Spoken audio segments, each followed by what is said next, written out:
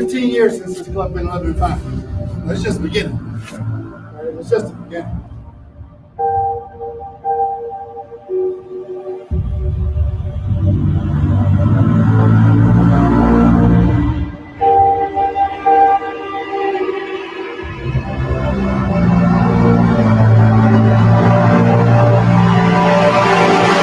First time in 13 years, the Tampa Bay Buccaneers are headed to the NFL playoffs. Player running, have your man back. I got your back. You feel? I take the ground for you. I got your back. I got your back on that neck. Let's go. Hey, dude, let's get started, man. Bro, turn up. And now, and everybody, man, just have your brother back, man. Because that's what we playing for. All right? Hey. Bang your brothers on 3. 1, 2, 3. Next up, playoffs, baby. You coming.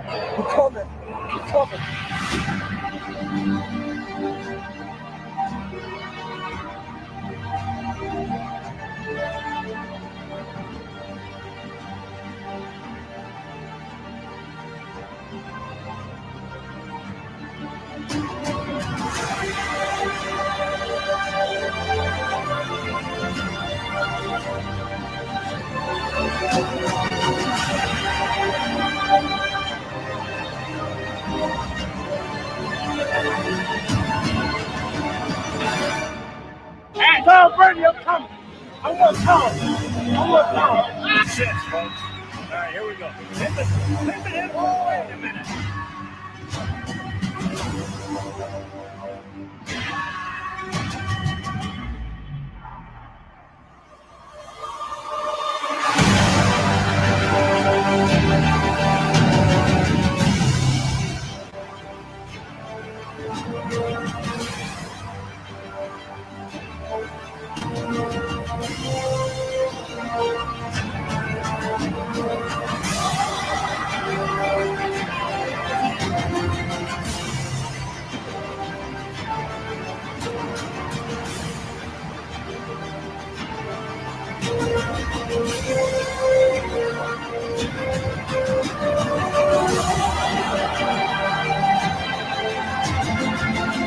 Touchdown, Tampa Bay! Touchdown, Tampa Bay Buccaneers! Let me hear the gun. Let me hear the cannon. Come on. All right, this play, a lot going on. We'll listen to the call. There's a lot going on. No, it's Super Bowl or bust. That's the goal every year.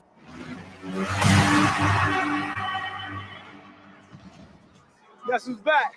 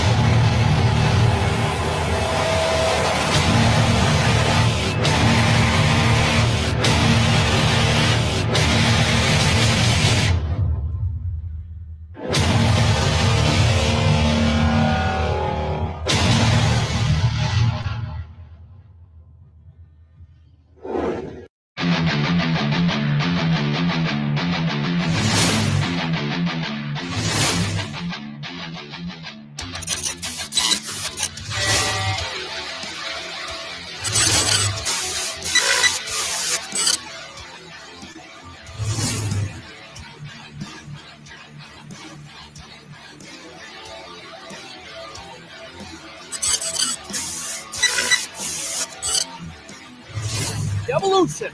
Sports Talk Television live here nightly. All Bucs Report. It's the Sports Web. I'm your host, Peter Blake, giving you something to think about on tonight's show. Bring your passion, bring your excitement. Just don't bring any nonsense. All right, enough of the intros. Welcome to another edition of the Evolution of Sports Talk Television here live nightly here on Bucs Report. We're just 1 day away from your Tampa Bay Buccaneers playing in the wild card weekend showdown versus the Washington football team on primetime 8:15 on NBC. It's the Sports Web. I'm your host, Peter Blake, giving you something to think about. And how do we start off the Sports Web? How do we do this on Friday night, a day before the game? Bring your passion, bring your excitement. Just don't bring any nonsense. And in fact, we got some breaking news just coming down here about an hour ago, according to Mr. Mike Garafolo of NFL Network. Mike Evans plans to play versus the Washington football team. That's from him. So my question tonight to all you Buccaneer fans, should Mike Evans play? How do you feel about this game? What's a key matchup? What are the key players that are going to stick out in this game? Because doing research on this team, this defense, and that would be the Washington football team, is going to be tough. It's going to be a tough matchup, but I feel like the Tampa Bay Buccaneers right now have everything working in their favor. So once again, 727-255-0391 and 727-255-0391. It's the Sports Web. It's your night to shine, Bucs fans. Get on the phone line. Say what you want to say about this matchup on Saturday night. How are you feeling about it? Do you like the primetime game? Who is definitely going to show out? Is it going to be Tom Brady? Because everybody expects it. And ask, and you shall receive. Let's go out to Mr. Matt Colson leading off the Sports Web. Welcome to the evolution of Sports Talk Television. Let me go ahead and fire those cannons to wake everybody up. Mr. Matt Colson, what do you have to say? Can we get on with the games? I've been watching the news for 5 days and nothing is good. We need to have some football. They should start a game at 9 in the morning. Fly somebody to England. Let's get going. Well, I think there's a lot of people that would like to start the game tonight. They would like to start the game tomorrow, but we're going to have to wait. And there's a lot of Bucs fans looking forward to it. A 13-year drought that the Bucs are going to play tomorrow night against this Washington football team and Chase Young and all the talk that he had. But I give you a player they really need to be concerned about. We'll talk with Harry the Greek, my professional handicapper. Also have hopefully Dennis Phillips of ABC Action News will get his thoughts. And again, we'll get fans like yourself, one of my main web heads here, Mr. Matt Colson. So go ahead, give it to me, man. What do you think about this matchup? You asked about Mike Evans. Yes. And I believe they should do what they did. He's going to play. Okay. But he's not going to play. So get him out there, keep him occupying space. Okay. But don't wear him out because you know and I know that knee is hurting.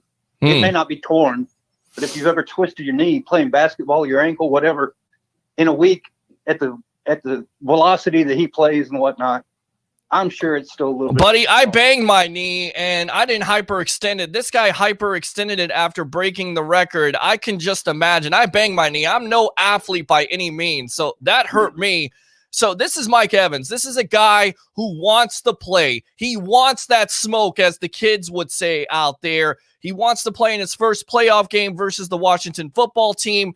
Now, how effective will he be for the Tampa Bay Buccaneers tomorrow night? Is he going to be 70%? Is he going to be 75% or 80 or 85%? He still is a mismatch nightmare. He still has that attention that's going to be paid to him. So if they're double teaming him and bracketing him, that opens it up for Chris Godwin. That opens it up for an Antonio Brown. That opens it up for a Rob Gronkowski or Cameron Brate or your running game. So a lot of good things can come out of it. I personally would not play him. I would rest him. But look, it's Mike Evans. He's played through hamstring injuries. He's played through injuries before. So to me, it's not surprising if he does play in this game. Yeah, how are you going to make a guy that's been here since his rookie year? He never raises hell. You don't hear about him on the news. Right. He does crazy stuff. Exactly. He just goes out, plays the game. Agree. Black and blue, whatever. And he plays it with intensity because he wants to win. Yep. You got to let him play a playoff game because this isn't what I want to say, but it's the truth. May not get another one. Yeah, so you're right. You got to give him the opportunity, but he's probably smart enough to know that we are lucky enough that he doesn't have to be out there for us to win. If you just named off a litany of receivers from boy, litany, you're bringing it tonight. Litany, Leo Award, very good, man. Very I good. A few of them every once in a while. Yeah, there you go. You're full of it.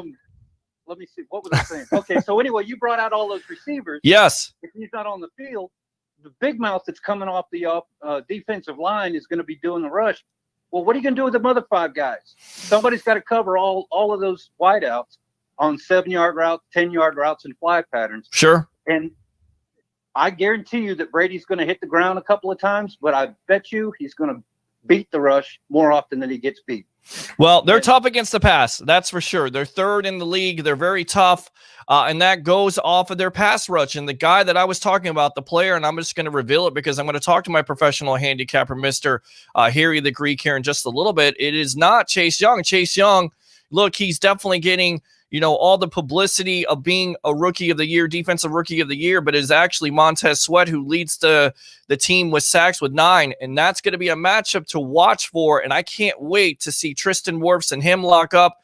And you could also see Chase Young and Tristan Wirfs lock up, but you would assume that Young is definitely going to face a Donovan Smith, which in the same breath, you're going to see Rob Gronkowski most likely help and ship and whatever else. So, right. And right. We've managed to do that against the Bears. Have what's his name? Mm-hmm. He was up at 80% or whatever the time when we played him. Right. And also you remember the guy from the Rams, Mr. What's his name? Donald. Aaron Donald. Yeah. Shut down completely. What happened to him? Shut down completely. Shut down. It's like what happens when somebody tries to come and debate me on the show. Shut down. You try to troll me, I'll troll your ass. That's what I do here on the sports web. I'm pumped up. I'm fired up. I don't know about everybody else. I didn't have my coffee today. This is natural. Yes. I don't ever hear about Tristan Wirfs or Wirtz or whatever. Wirfs. Yes, Wirfs. Yes. One sack. You don't hear anything about him. You don't. hear about him getting flagged. You don't hear about him, any noise at all, except that they didn't get beat. Mm-hmm. And that tells me a lot. The kid is going to be there. If we can do that again next draft on the other side of the line, or move him over and get the replacement, then we're going to have an offensive line that's to die for. Because I agree. Donovan Smith, as much as I hate to say it, has had a good month and a half. Mm-hmm. I haven't heard him called out for anything major that was stupid plays. He got two flags in a couple of games. Right. Back. One of them was because he went out too far because he thought it was a screen behind him, so he's blocking downfield. Oh, correct. And I think that was because the play was called one way and it went the other. It really wasn't a bad deal. And I haven't seen him get, where his foot's in a bag of cement and he's not able to move.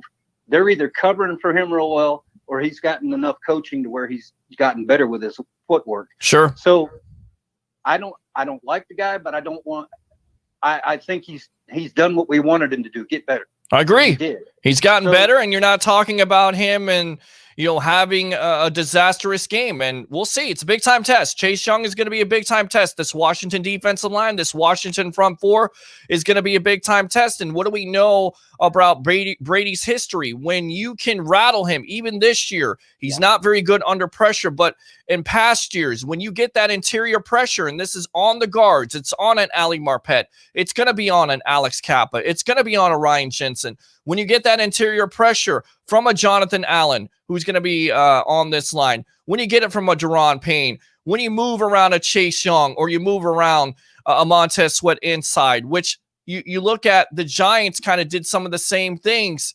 back in the day in 2007, consequently. When you're moving defensive linemen around and you're getting that interior pressure, that's when you start to make things very difficult for Tom Brady. And what's the way you beat the rush? The way you beat the rush is you use their aggressiveness again. Well, you run the ball. You definitely run the ball, but also you can use some screen passes. You can use some dump offs because you use their aggressiveness against them. And if they're going to come in and be so aggressive with the penetration, then you counteract that by doing some type of screens. And you're exactly right. That's the way you do it. You wear that defense out. Once you wear that defense out, then they're not able to pass rush. But this is a really talented defense. In fact, 11th versus the run. So they're no slouch, but they're not the Tampa Bay Buccaneers when it comes to the run. So there's your opportunity right there. That could be the matchup. The victim of volume and a Ronald Jones, who could be motivated after not getting that 1,000 yards. So is that your key matchup tomorrow night versus this Washington football team? Who's the player on both sides of the ball, in your opinion, that's going to stand out in this wild card game? Well, on our offense, it's Brady versus the field. And on the defense, do we have Devin White back? Or No Devin White. No Devin White's back. Shaq Barrett is back. Devin White will not play. Also, I'll get to this in a moment, but go ahead. I'll let you finish your thought, and then I'll tell you what else is going on with the Bucs. my mind is telling me that Washington is the winner of their division. Mm-hmm. I think they were. Mm-hmm. But how many wins do they have? 7 or 8? 7-9. But Bruce Arians said this week this team was with Alex Smith 5-1. So yeah, but I'd rather be us than them right now because they came out of a very weak division and they won it. Right. But they haven't really shocked the world because 4 of those wins were in their own division, I would imagine. Yeah. Yeah. And, I mean, everybody should have beat them. So if we're going to have a game where we're going to come out with butterflies and haven't been in the playoffs and be a little tight coming out of the box and all that other stuff that I anticipate to happen, even though they're all veterans. Sure. I don't think we know how to be playoff contenders. So if we can come out and get over that and get to the second half, once we get to the second half, like they did a couple of weeks ago, they'll just flip the switch. The defense will start wearing down because, like you say, you got to run the ball, do the things you got to do in the first half, and maybe take a deficit, hopefully not a big one, but take a little bit of a hit, and then come back in the second half and just turn it on. Agree. Because they don't have the depth that we have on the offense. They don't. They don't have the linebacking crew, even without Devin White. Mentor is a hell of a linebacker for a guy who has to fill in. Sure he is. And our secondary is gelling. There's still that one guy, and I can't remember his name, but he's on the left side of the field. And he does stupid stuff. It's not Sean Murphy Bunting. I think it's Jamal Dean. Jamel Dean, yeah. Yeah, he gets caught doing silly things. Well, he has his moments. He has his moments of potentially also has his moments of. Well, you know why he's over there. Right, exactly. you have no idea when he's looking in the backfield, when he's not looking back at the ball, when he's not, he's going for the pump fakes and stuff like that. We've seen it this year. We've seen it with this kid. We know what this kid can do. He just got to be more consistent. Overall, this back end has to be more consistent. The most consistent player in this back end has to be Antoine Winfield. And we'll have a great breakdown of Stephen Che of Barstool Sports on Saturday at 6:00. You definitely have to tune into that because this kid is so good in so many facets of his game. And even Coach B.A. talked about it this week, how good he is.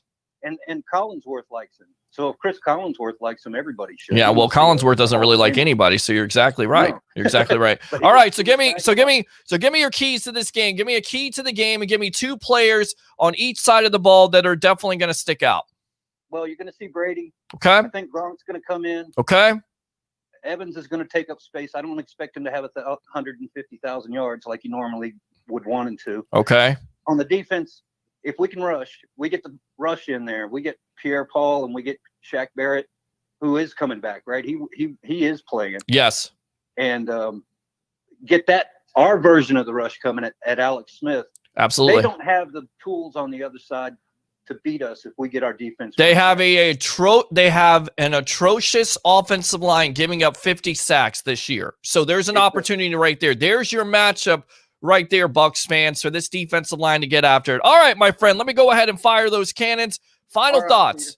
Final thoughts. That's it. We gotta win it. Okay. And I'm hoping it'll be 27 to 10. Okay. And we just take from this and keep going. It's like softball. We don't get another round. We all right. One and done. All right, Mr. Matt Colson. We'll play it out and win it all. We'll see you tomorrow night, all right?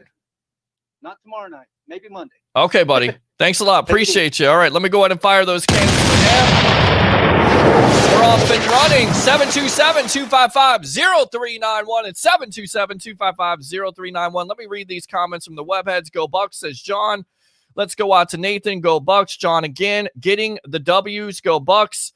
Tony says, excellent. Great capture. Enjoy. Best wishes from Catherine Tone and Grace from Adelaide, Australia. Go Bucs. We're worldwide. I love it. Let me go ahead and find those cannons.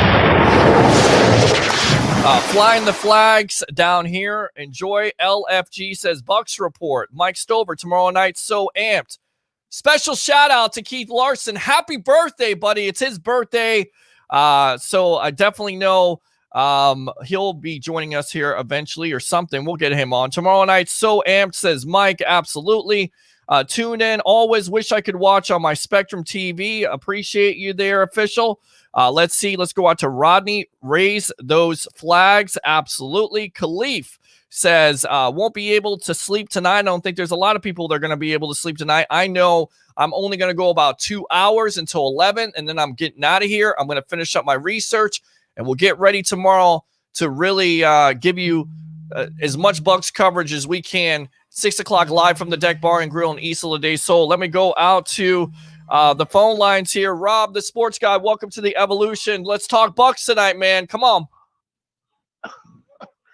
Pete, I was wondering, I think the Bucs might do pretty good against Washington Football Club. All right, give me 2 players that are going to stick out tomorrow night, Rob. One on offense, one on defense. Come on. I say one on offense will be Ronald Jones. Okay, and I like one it. One on defense will be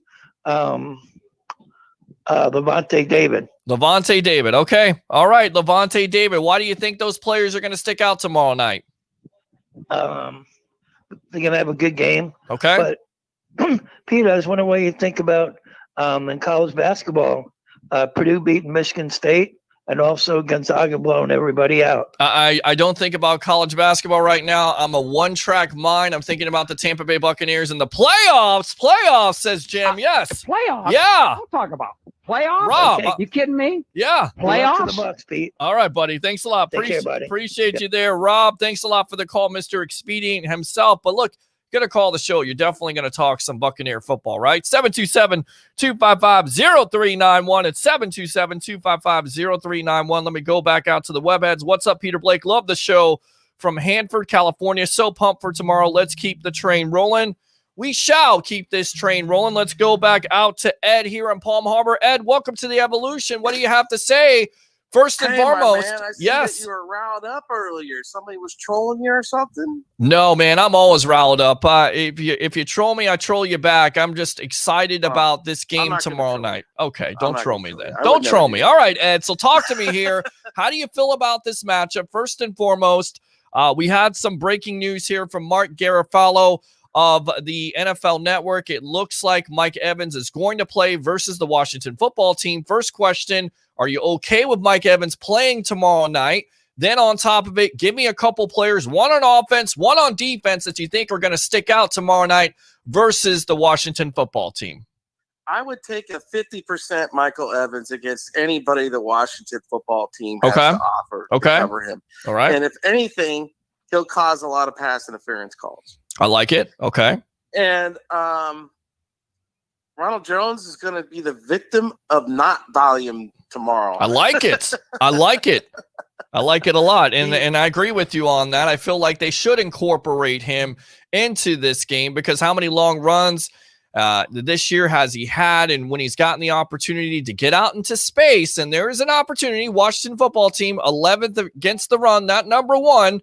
So they're not bad, but they're not the greatest. And I think this is where you kind of wear their defensive line out and wear that defense out. And if you have those long sustaining drives and you mix that running game in, once again, you can open up those pass plays down the field. You agree? I totally agree. Okay. And on defense, the pass rush should be great tomorrow. Mm-hmm.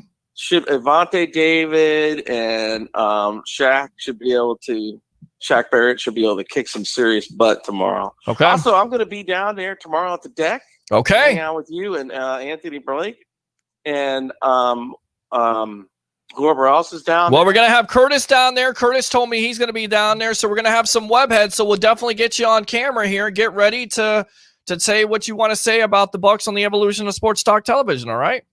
Oh, so that means I'm going to be limited to camera time then. Well, we have a lot of people. We got Rick Hughes in town. We got Blake Anthony. Yours truly. Who knows who else will be there? So I'll work it out here. I'm the host. I'll work all this out. I thought I was like your special web head. Will you shut up and be quiet?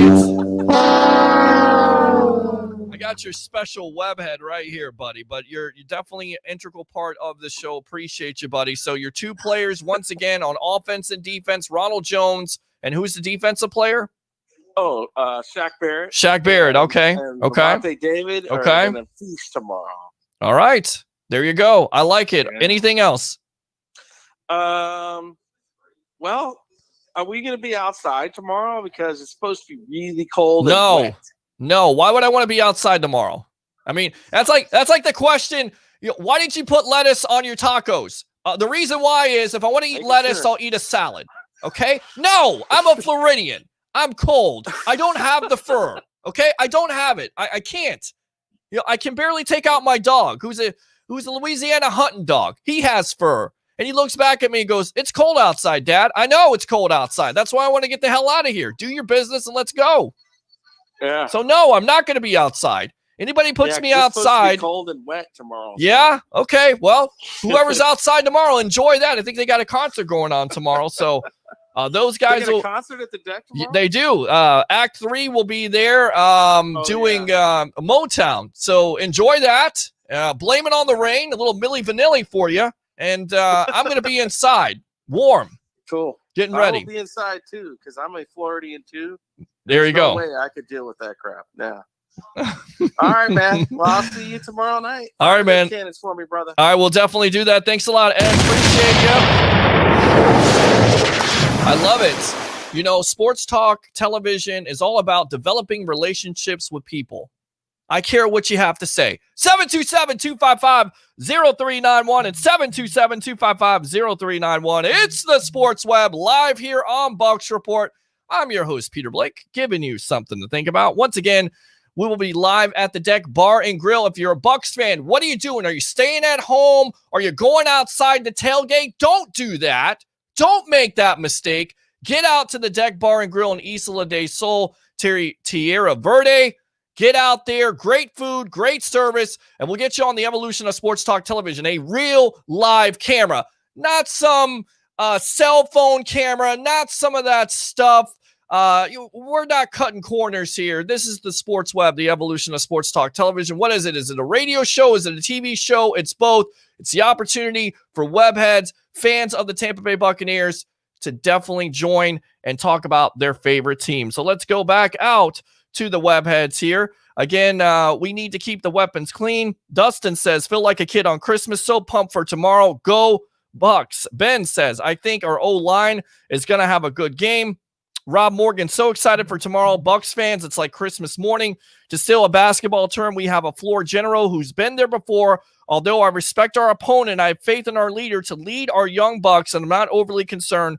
Let's take the next step as expected. The days of dreading are over. It's time to believe, Bucs Nation. I shall fire the cannons for that. Good stuff, Rob. I like it. I like it a lot. I like it.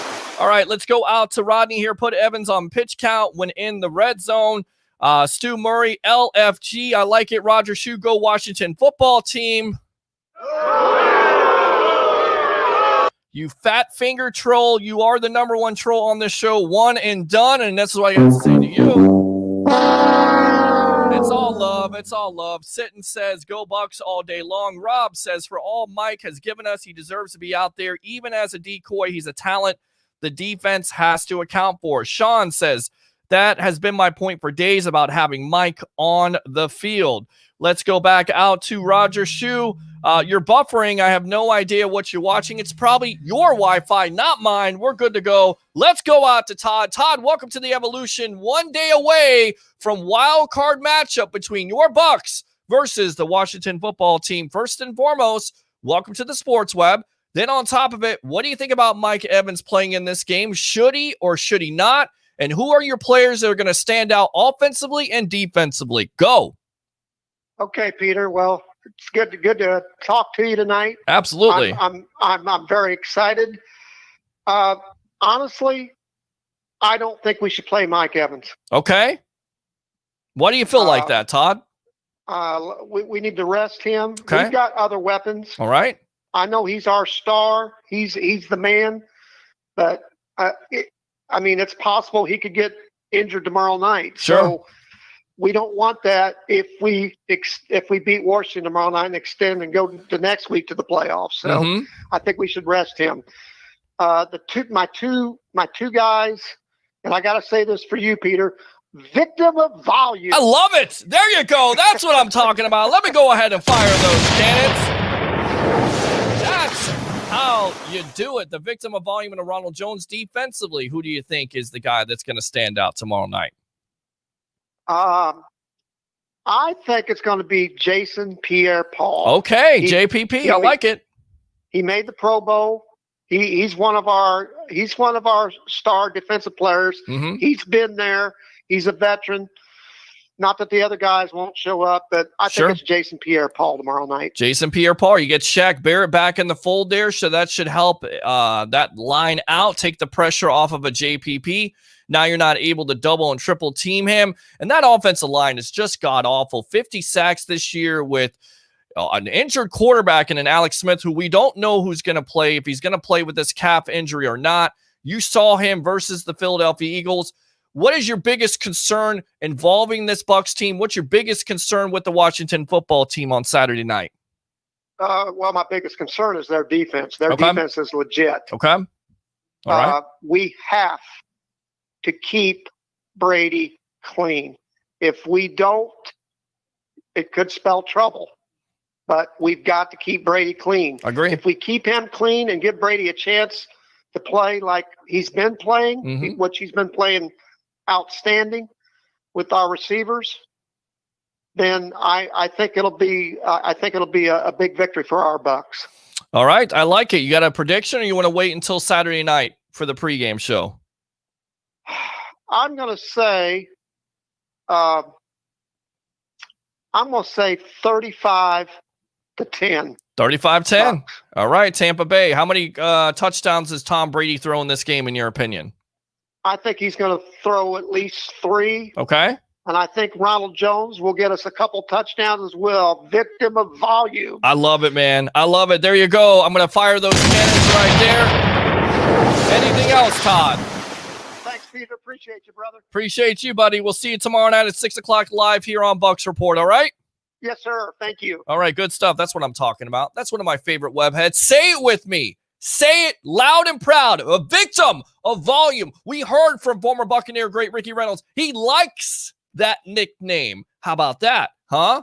A former Buccaneer great. Who else likes that name? You like Ronald Jones tomorrow night? I'm going all Kirk Cousins on you. You like that? You may get a high dose of him tomorrow night, and that may be a key to the game plan because we've seen this team do this before. Run the ball more than pass it. But I got to tell you something. They run the ball and they're able to be successful and do whatever they want to versus this defense, then it could be a long night. But I'm telling you right now, this Washington football team is definitely going to put up a fight. 727-255-0391. It's 727-255-0391. Let's go out to Dylan here. Says, go Bucs. Brandon says, Bucs talk, folks. Absolutely, Brandon. We talk Bucs. We'll talk other sports. We'll talk other NFL teams. But tonight, it's all about the webheads. It's all about Bucs fans. What do you have to say? 727-255-0391. We'll go out to Rick Hughes, some of the cheap seats who's in town, who will be live at the Deck Bar and Grill. You don't want to get out there and see me. You don't want to go out there and see Blake Anthony. Why not come out and see Rick Hughes from the cheap seats? What's cooking in the South? Why not come out and see him tomorrow night and watch a Bucs game with us and have some wings? If Tampa hits the Super Bowl, we go crazy. It would be one for the books, absolutely. Daniel Lopez says, Bucs defense outshines the Washington football defense, guaranteed. Harold says, feel like a kid on Christmas Day. Can't wait for tomorrow. I love it. I love that feeling. Let me go ahead and fire those cannons for you. Because I think there's a lot of Bucs fans that feel that way, don't we? Don't we all feel that way? How many years have we seen this team come up short? How many years have we talked about the draft? How many years have we talking about teams firing their coaches and their general managers and get rid of key players and being the laughing stock of the National Football League? Bucs fans, that ends tomorrow. That's ended this year. It ends tomorrow, and I think it continues for a long time here. 727-255-0391 at 727-255-0391. Let me read the rest of these comments. We'll get out to Rick Hughes. JPP is going to have a big game. Rob says, if we make the NFC Championship, I'm driving up to the Deck from Miami. Please do. Please, Bucs fans, don't be scared. I get it. COVID-19 is running wild. Wear your mask. We'll get some masks for you. We'll get some Bucs Report masks for you if you want to come out there. We'll be good. Best virtual edits video. Hey, Peter, it's been a long off season, but it matters the most now. Go Bucs, beat the Washington football team. Cuss says, Mike isn't going to just play decoy. No way. Too tough. Ginger Bricks, go Bucs. I like it. Okay. Let's go to this one. Do you see Tom Brady, Rob Gronkowski, Antonio Brown will be back for the 2021-2022 season? Certainly possible. Moni, absolutely possible. And I tell you why. Because of the Brady effect. They all may take less money to play with the Tom Brady. And depending on, I feel like they're going to win a Super Bowl this year, right? From the very get-go, Super Bowl or bust. Don't be afraid of the expectation. Don't be afraid to say it. Bust doesn't mean getting rid of everybody. Bust means with everything that's going on, this window could be closing, right? With all the money locked up in those players. So it's Super Bowl or bust. And if you win the Super Bowl, I feel like everybody's going to come back. I do. All right, so good question. The tides have finally turned. Bucs fans, we have stayed down until we have come up. Playoff win coming. I have Butterfly for this game tomorrow, like I have a game. I think that's what it is. I trust the Bucs. It's up to execution. I don't know what that is. That a butterfly? Is that what that is? I don't know what that is. Defense, special teams, offense, penalties, and time management. Let's see here. Cat siege the day. Let's siege the day. I think he's saying, let's go Bucs, siege the day. All right, let me go ahead and fire those cannons. For that. All right, let's go on to Alex Chase Young. Can Chase, yeah. Brady is going to pick them apart with the quick slants and screens. Expect AB to come up big in this one. Has he not come up big lately? Did you see how happy he was to catch that touchdown late in that Falcons game?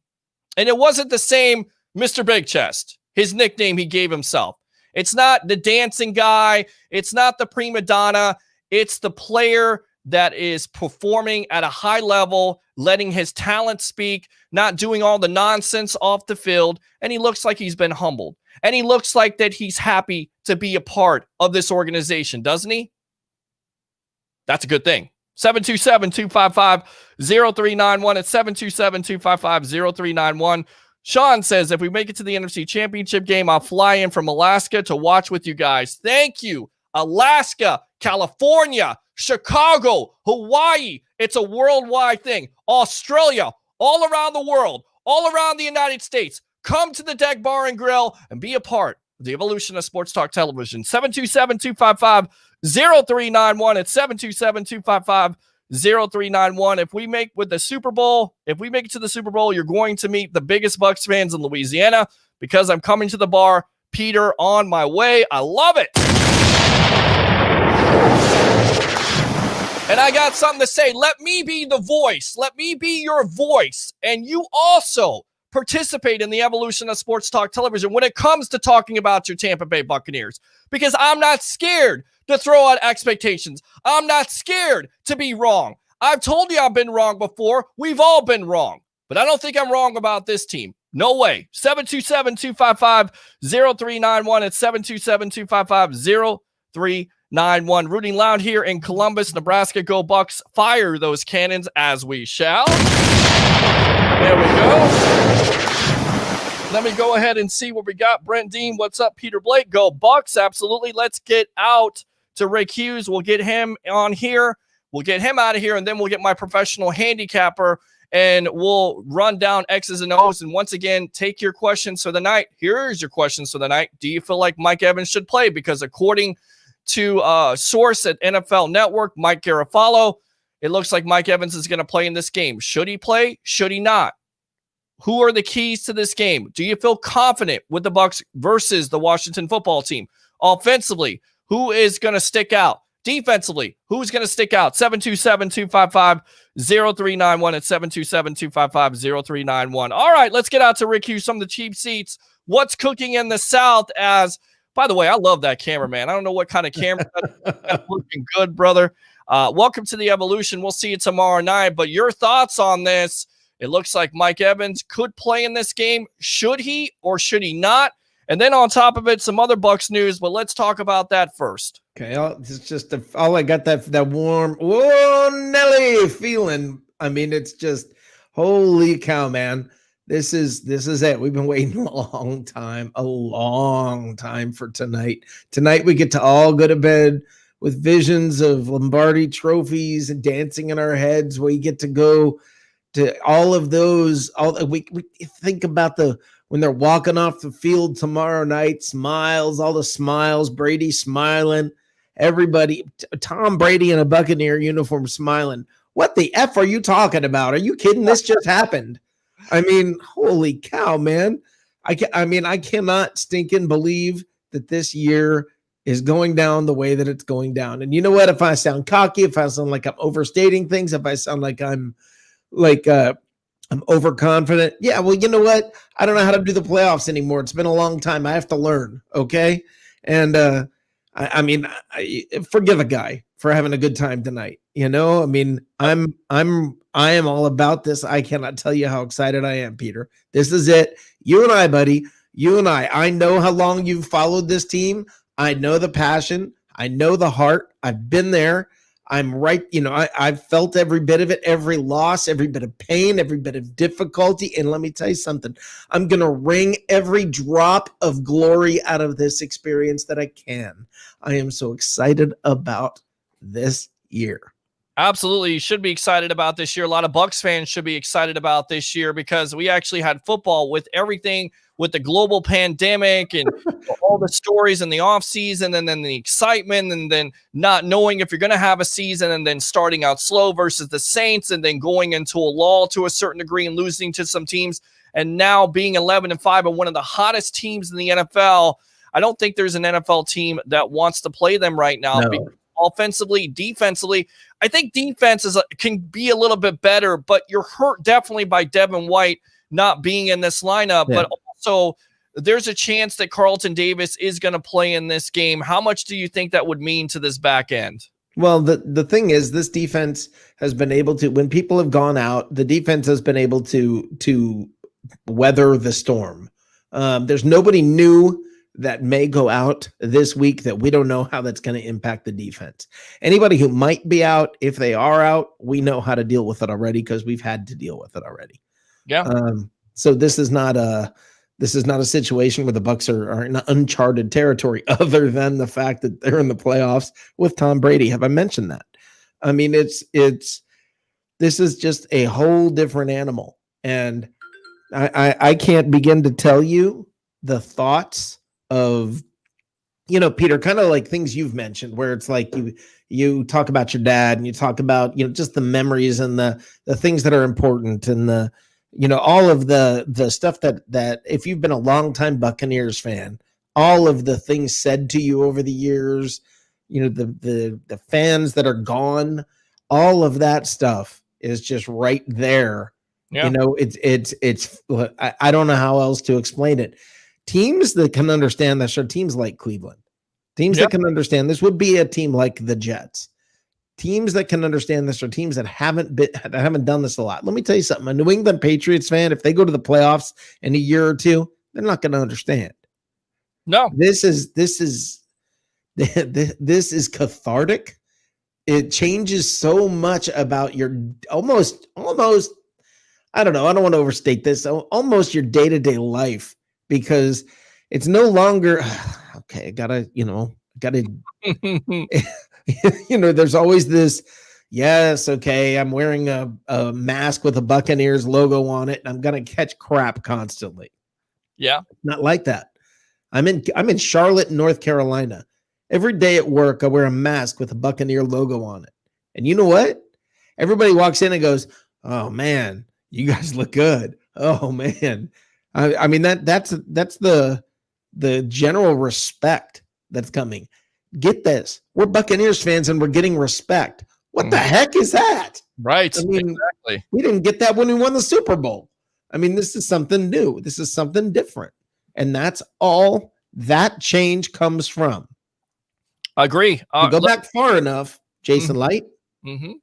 But it's Jason Light, followed by Bruce Arians, followed by Tom Brady, primarily Tom Brady changing the culture.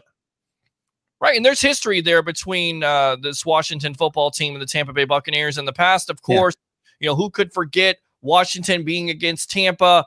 I remember Warren Sapp getting a sack to end the game on future Super Bowl winning quarterback Brad Johnson. Sean King playing in that game. I remember missed extra point winning a game for the Bucs one time. You remember close games with Mike Alstott getting in early on and losing in the playoffs to Sean Taylor. Liam Mitchell does a great job for Bucs Archive. That hype video gets me hyped up, and it shows previously the history of this Bucs team versus the Washington football team. Who could forget the Bucs blowing a big-time lead versus that team in the past? Yeah. So it's different. I get it, but still, Bucs fans definitely consider it. Let's go back out to the webheads here, read some more comments. Remember, it's Super Bowl or bust, which means Evans plays, all weapons are go. I agree. Rob says, if we have momentum now, just wait until these young guys get a taste of what a playoff win feels like, and their newfound confidence getting right back the next week. Winning cultures are taught, and the lessons are upon us. We have the best teacher available. Harold says it's the Brady effect. I agree with you on that. Let's go ahead and fire those cannons. All that. All right, Peter, I got to agree about Mike Evans because the bottom line is this: playoffs are one and done. It's all hands on deck every week from now on. And anybody who says, well, he might get hurt. Listen, man, anybody might get hurt at any time. What are you going to hold Tom Brady out because he might get hurt? Right. I mean, it's all hands on deck. You give everything you've got.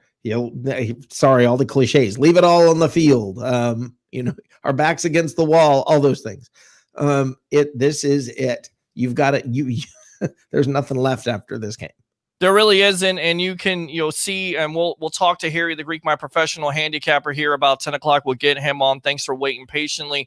Get the lines, but most of the national media believes that this game could be a blowout, but you have still your talking heads that say this Bucs offense early could struggle. And I go back to Harry's comments when he said the Bucs cannot settle for field goals. They have to come out first and foremost, score touchdowns, because this is the way you beat this team. This is the way you beat the Washington football team. They're not going to come back if they're down 13-0 or 21-0 at halftime. They're not built that way, right?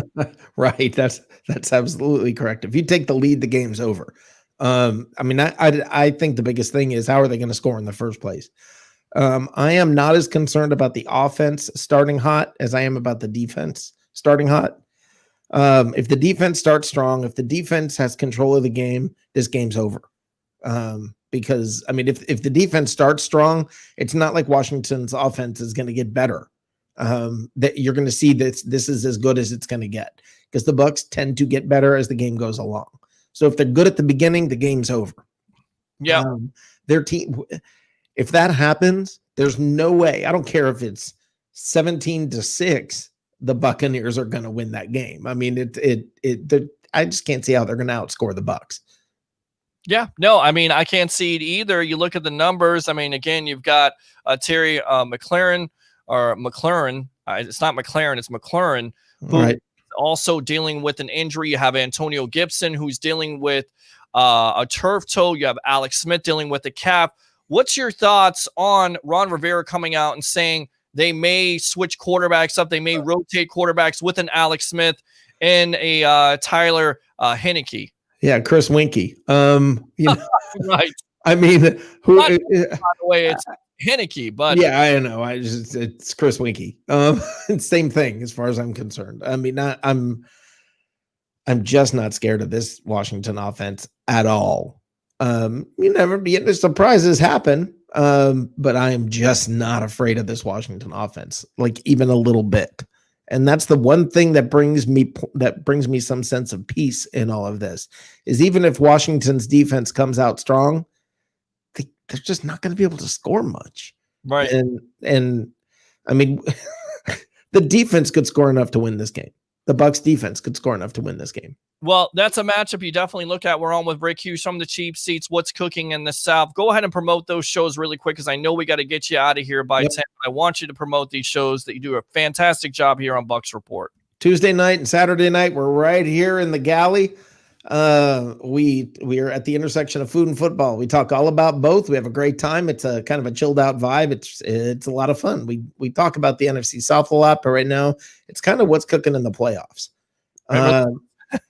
But the on Sunday nights, it just gets crazy. Sunday nights at 9:00 here on Bucs Report, we have live from the Cheap Seats. Strap yourself into your chair, hold on for dear life. It's going to be a ride. Every Sunday night we have a blast. We have a segment called Words of Wisdom, We have a segment called Stupid Stuff Bucs Fans Say. And we're going to open up something new called Rick's Rant. And it's going to be a lot of fun. We have a great time on Sunday nights. I know you do, from the cheap seats on Sunday, and of course, what's cooking in the South on Tuesday and Saturdays. Yeah. Not to give it away, but what's one of the dumbest things you heard a Bucs fan say or post on Facebook this week? Just give me a little Just give me a little teaser. This here. team would be 13-3 with Jameis Winston. Oh my goodness! And that's I've already, and I can't stink and believe it. Last week, I had a hard time coming up with 10 really dumb things. This week, I'm already like 3/4 of the way there, and the game hasn't even happened yet. I mean, it's amazing. If there's one bad drive at the beginning of the game, somebody's going to post that Arians need to be fired and Brady's too old. I mean, that's just how it works. Yep, absolutely. All right, let's talk about this Washington football team's defense. We have talked about them doing more research. Third against the pass, second yards per an attempt. They definitely get after it. We talked about Chase Young because of his comments, not backing down. I get it. But the guy we really should be concerned about, in my opinion, is Montez Sweat. I agree with you completely on that. I have tried so hard. I have been watching. I've been digging through game film from this year. I've been doing everything I can over the last 48 hours trying to find why we need to be that worried about Chase Young. And I mean, he's great for a rookie. He really is. But Montez Sweat scares me more. Yeah. And I think that if there's pressure that's going to be a problem, it's coming from him. Who's the other guy? Not Payne, the other one. Jonathan Allen. I mean, both. Jonathan Allen. They occupy space, and they definitely take the pressure. You look at the Bucs defensive line, how they're constructed. You got a Vita Vea, you got an Ndamukong Suh. They take on those double and triple teams. Both of those defensive tackles do the same thing, but they can also get after the quarterback. But when taking on those double teams, it definitely opens up those outside guys. And go ahead and get that. No, go ahead. Okay, I don't believe that. I just don't believe they're going to run the ball as much as we want them to. The Buccaneers. I hear the victim of volume thing, and he's going to be a victim of volume. That's what this team has him in the position to be. They don't run the ball that much. I mean, I don't know, when is the last time they ran more than they passed? I mean, when did that happen? They are actually the fourth lowest team to run the ball. I mean, they're not going to run the ball. Okay. So to me, I think they can win that way, especially. I do too, but they're not going to do it. Yeah, I agree with you, Peter. I agree 100% with you, but they're not going to do it. That's not what they do. Okay. And they've faced defenses that are pass stopping defenses. They've faced defensive lines that are tough, like the Rams. They face different things where you're told you should run the ball, and then they don't run it at all. I just don't think it's going to happen. I don't think that's Bruce Arians. I don't think that's the no risk, no biscuit thing. I just don't. God knows, Peter, I hope you're right. I hope you're right. I do. I just don't think it's going to happen. And I'll celebrate with you if it does. I'll be right there with you, sitting next to you at the deck at Isla del Sol, having a ball. I'll be slamming my Diet Cokes and having a blast, just celebrating the fact that the victim of volume is now going to be I don't know, what's a good name for somebody who's inflicting pain, inflicting by volume. Hopefully that's what will happen. I mean, you could say it both ways. A victim of volume not getting the carries, or a victim of volume. You're a victim of his volume because he gets that volume and he gets space. He is absolutely lethal. We've seen it this year. So hopefully the Bucs have a good game plan. But what I also hear national pundits talk about, and this is kind of talked about with the Bucs defense in the past. We know necessarily their offense wasn't that strong. You run the ball, Mike Allstott and Warwick Dunn going all the way back when the Bucs started. They had to depend on their defense, and they also had to depend on getting turnovers, and that's going to be very important tomorrow night for the Tampa Bay Buccaneers, and they've done a good job of cleaning up the turnovers. In fact, Tom Brady, 10 touchdowns, 1 interception, which really wasn't his fault, and that's what the Washington football team is going to try to do. They're going to try to get pressure on Brady, force him into throws, or try to get a strip sack to get a fumble. And you have Chase Young, who leads the team with four forced fumbles and 3 fumble recoveries. So they are absolutely going to come after him and try to get those fumbles. And that's why it's so important that this Bucs team takes care of the ball and wins that turnover battle tomorrow night. I will not be surprised if you don't see some roughing the passer penalties early, trying to send a signal. Knock on wood, that things go the way I think they're going to go. I think that what's going to end up happening is there's this team. Washington has to play out of their minds to win this game. That means that they can't just play their game. They have to play better than their usual good game. They have to play literally just out of their minds to win. And the only way that happens, you've got to change your mentality. You've got to change everything about that and your scheming and the way it's the only way they're going to win this game, I think. And you start doing that, when you start changing up your game plan like that, you get yourself in trouble. And I think teams have made the mistake against Washington, going back and looking. Teams have made the mistake against Washington about changing how they play. And that's how Washington got some of their victories. Now, at the end of the year, everybody seems to have figured that out. The last 3 games, Washington did not look good. No. They didn't look good. Because teams decided we're just going to do what we do. And I think the Buccaneers are going to do the same thing. No, I agree. I agree with that. And again, this defense coming in at 47 sacks, so they definitely get after it. The Bucs have 48 sacks. They have 97 quarterback hits. How many? And what are Washington's stats on that? Those are their stats, actually. Okay, what are the Bucs? They're at 48 sacks. And I'm looking right now, 116 quarterback hits. So Washington, right, but everybody's talking about, look at the Washington defensive line. Right. And I know they do it in different ways, but they're doing it. I mean, it's like saying, well, it's not. I mean, you can't say they're doing it differently. Okay, they're doing it differently, but they're doing it. And do you honestly think Chad Henne and Alex Smith, I mean, Chris Winkie or Heineke or Heineken, I don't know. Do you honestly believe that under that kind of siege, a gimpy Alex Smith and, a bottle of Heineke is going to have problems? Well, again, and football team fans tomorrow night may need a Heineke. Yes, because to me that's an advantage, and I think the Bucs have an advantage on this. Mentioning in the monologue, 50 sacks. This offensive line is giving out. They are atrocious. Yeah. This could be a feeding frenzy for the Tampa Bay Buccaneers. And you look at big wins, 5-6 sacks at the time. If they get 5 to 6 sacks and they get a couple turnovers, turn out the lights. Call it a pipe dream. Okay. Yep. But if the Buccaneers score on their first drive and they stop Washington on their first drive, the game is over then. Wow. That much. I mean, if the Bucs score on their first drive when they normally struggle and Washington can't get anywhere, this game is done because the Bucs improve as the game goes along.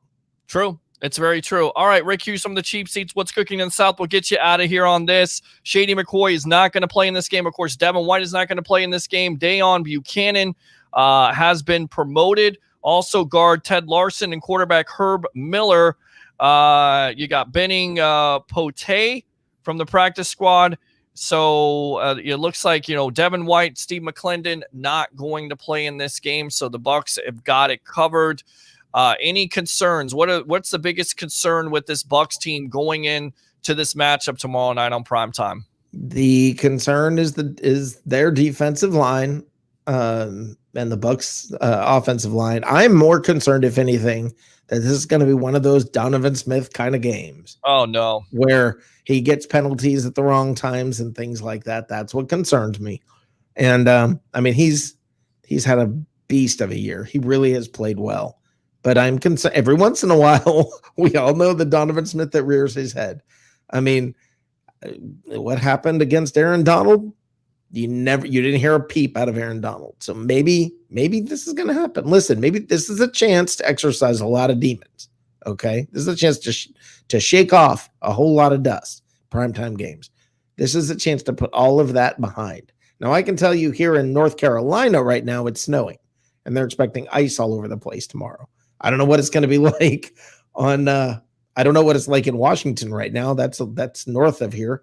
I don't know if the snow and everything is going up there. I don't know what. I honestly haven't checked, but I know that would be another thing that the Bucs just need to deal with. Tom Brady can handle that without blinking. Yeah. He's probably going to be like, "Oh, I remember this." I mean, guys, it's going to be fun. It's going to be fun. It's going to be fun. This is it. So many years. It's okay to dream tonight. It's okay to have fun and wish and let your pipe dreams run wild. Fantasize about the win. I mean, it's enjoy the thoughts. Enjoy this part of the year. Enjoy it. If you're a fan, now is the time. Fan up, man. Let it go. Cut loose. Be a fan. Have a blast. And, we'll deal with tomorrow.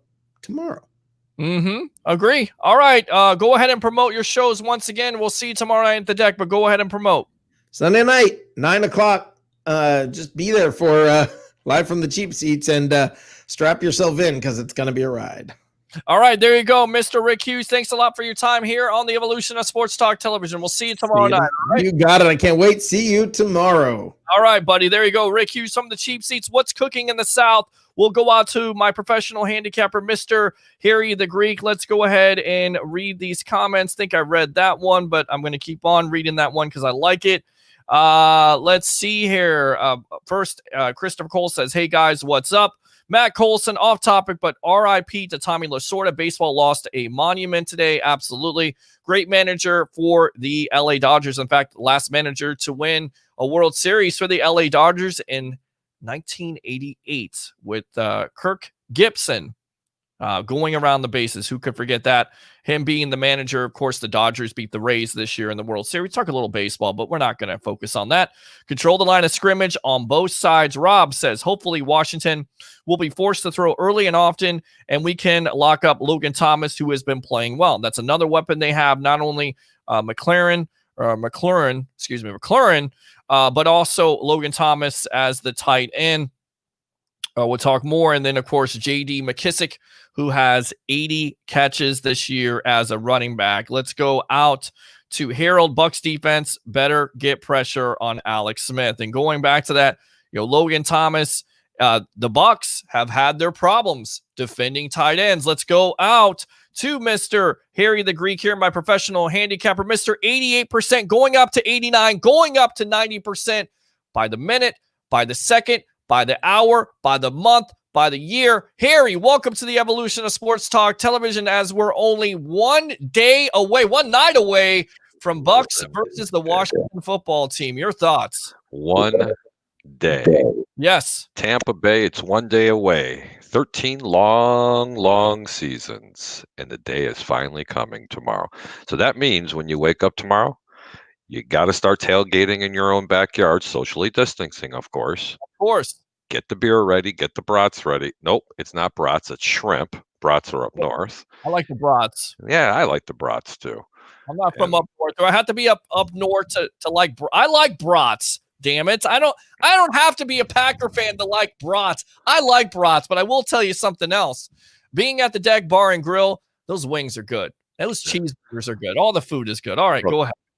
It's just one more day away. It's playoff football. I just can't believe there's only a couple of weeks left into the Super Bowl. I mean, really think about that. That's just, the season's gone by so quick, Peter. I wouldn't know what to do with myself. Between work and watching football, it's really occupied a lot of my time. And then I'm going to go through a little sleepy time, till baseball season comes up. I don't know what to do. Yeah, I mean, it seemed like the longest offseason of all time, with all the talk of Brady and Gronk and what this offense would do and what this defense could do with bringing back all their players in free agency. Let's talk about this line. How is it moving? How is Vegas right now treating this game on Saturday night on NBC?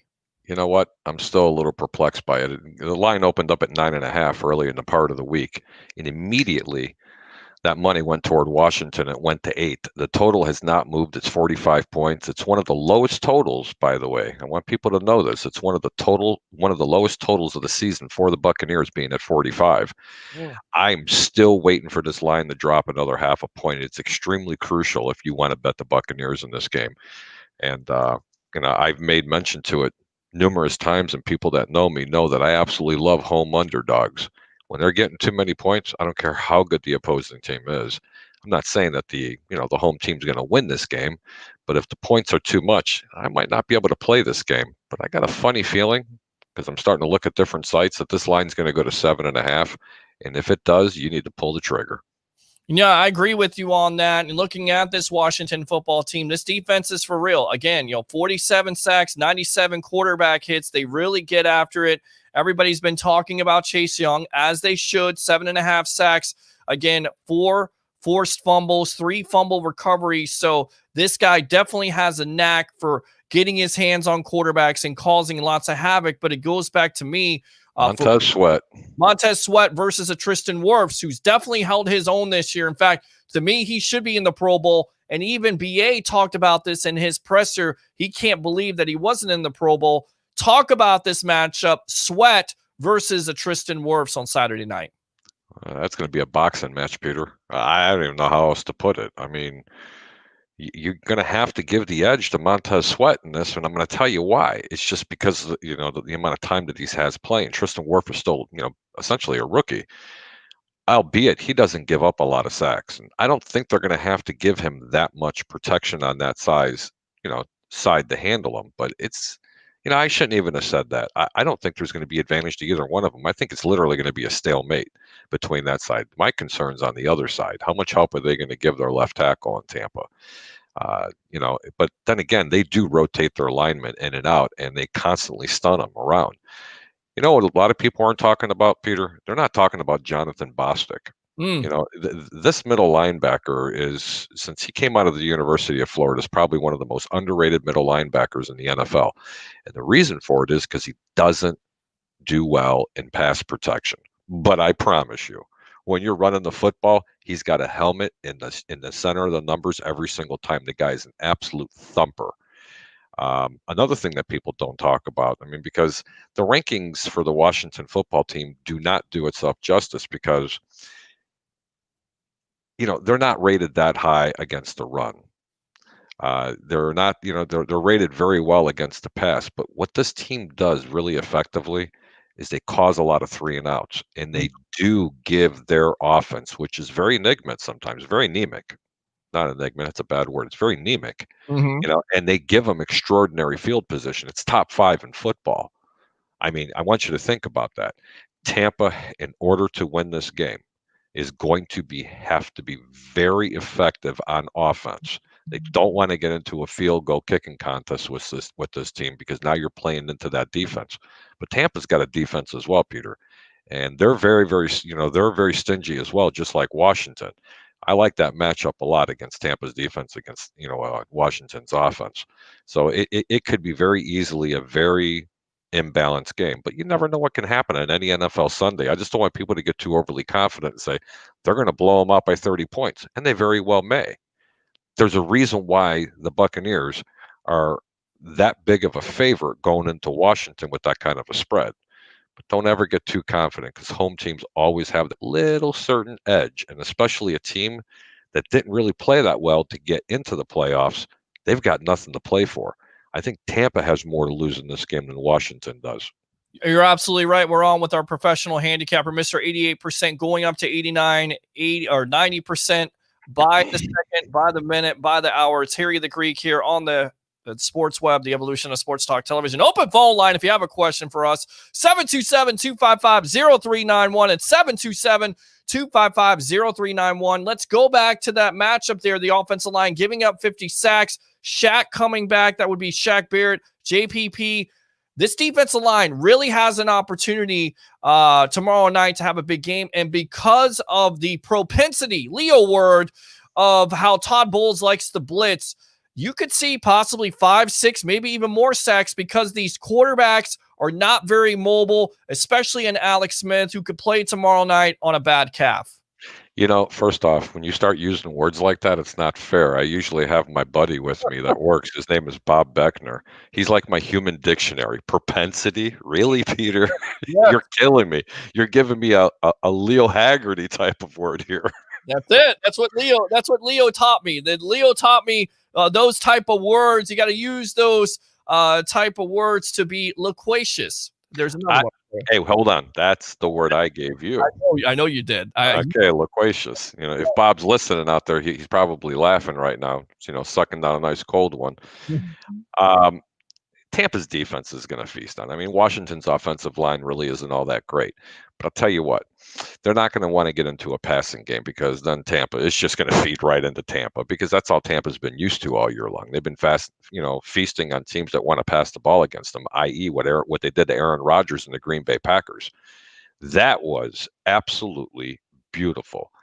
If Tampa forces them to get into a passing game, which they should by the end of the first quarter, it's game over. But if the game's close and they have to run the football, I'm not as high on this run defense like a lot of people are. I don't care they're ranked number 1. I've already explained that numerous times. I'm not going to go down that rabbit hole and explain it again. Mm-hmm. Washington can run the football, even though their statistics are not that great. They still have 15 touchdowns down on the ground. They got them somewhere. Agree. No, I agree. And Gibson is going to be, it looks like he's going to be hurt with a turf toe, but they're going to try to run the ball. And Scott Turner, who, by the way, is the son of Norv Turner, has that short passing attack, which has given the Bucs problems this year. Yes, it has. The Saints, a.k.a. the Rams. So if you have that short passing attack, you're in that zone and you're not getting to the quarterback with those blitzes, there definitely could be some difficulty. But if let's touch on that LA Ram game. Yeah. Okay, let's go back to it because if you remember on the pregame show when we were all sitting there and I was given my keys to the game. The keys to the game were perfect. I mean, we're all good armchair quarterbacks. I mean, you do remember what I was talking about. I says they will beat the brakes off of this Ram team if they force Jared Goff to pass the ball. You do recall me saying that, correct? Yeah. Yes. Okay. Absolutely. And so what did they do? Because the Rams are a run-first team. They set their passing game up by the running game. And when they completely stifled their running game, I mean, Cooper Kupp had 1,000 yards in the first half and 100 catches. Yeah. They couldn't do anything. And that's when it was blowing my mind. And I was so critical on Todd Bowles for calling the type of plays. You can see my cat over my shoulder. He's still hungry. But anyway, he was so critical. I was so critical about Todd Bowles' defensive play calling because I was like, why are you giving up all of these short passes? You need to get up on the line of scrimmage. I don't think 2/3 of that game, they never got closer than 10 yards off the line of scrimmage on each receiver. And they were just doing everything. And they did the same thing against the New Orleans Saints. And let me tell you something. Ron Rivera is an extremely good defensive-minded coach. He was also an extraordinary football player. And he sees that kind of stuff. And I'm going to tell you right now, you don't be surprised that they try to put a few wrinkles in like the Rams, because you know what? The Rams aren't that good offensively either. Very similar to this Washington team. However, Washington's quarterback situation is a little bit more banged up than what the Rams are. But it wouldn't surprise me that they try to follow that sort of a game plan against the Buccaneers. You're exactly right. And you look at the distribution or the production by this team when it comes to touchdowns. You have Antonio Gibson, of course, 11 touchdowns. J.D. McKissick, 80 catches, 2 touchdowns for him. Alex Smith, not the best numbers. Again, 5-1, 6 touchdowns, 8 interceptions. The 8 interceptions kind of boggles the mind because here's a quarterback that can take care of the ball. He's a game manager, usually is not forcing it. So you wonder if some of those ghosts from last year are kind of trying to creep in. He's trying to get rid of the ball, trying to do too much. And then you have Logan Thomas, which is a matchup that I don't necessarily favors the Tampa Bay Buccaneers, and this is why. Here's a tight end, 6 touchdowns, 72 catches, 670 yards, who's definitely been a weapon, and we all know that this Bucs defense has had difficulty in defending a tight end. Do you feel good about that matchup, and what can the Bucs do to defend a Thomas? I don't think they're going to struggle too much with Washington's tight ends. I mean, they're not facing the Jimmy Grahams in this league or the Travis Kelce's. I mean, let's be real. That's the one part of the game I'm absolutely least concerned with in this game, and that should relieve Buck fans about that because they're not that good in the tight end position. Tampa struggles a little bit with the short screen passes coming out of the backfield. Although a lot of people will disagree with me, Washington does a very good job with that. And going back to Alex Smith, Alex Smith may have 8 interceptions, but you have to remember he hasn't played but in a handful of games, and he is 5-1. And Alex Smith's MO has always been never a dynamic quarterback. He's always been a game manager. So this offense fits right into what he's doing. And unlike when he was with Kansas City, he doesn't have the playmakers on this team. He has a couple of playmakers, but he doesn't have a plethora of playmakers. Very nice. Very nice. I like that, Harry the Greek there, my professional handicapper, Mr. 88%, going up to 89% as we speak. Looking also more inside the numbers. This secondary, nothing to write home about. I think they've done a fair job. Of course, missing Carlton Davis has somewhat hurt them. Sean Murphy-Bunting stepping up last week, getting a turnover, but they're allowing quarterbacks to complete 69% of their passes, not necessarily what you want.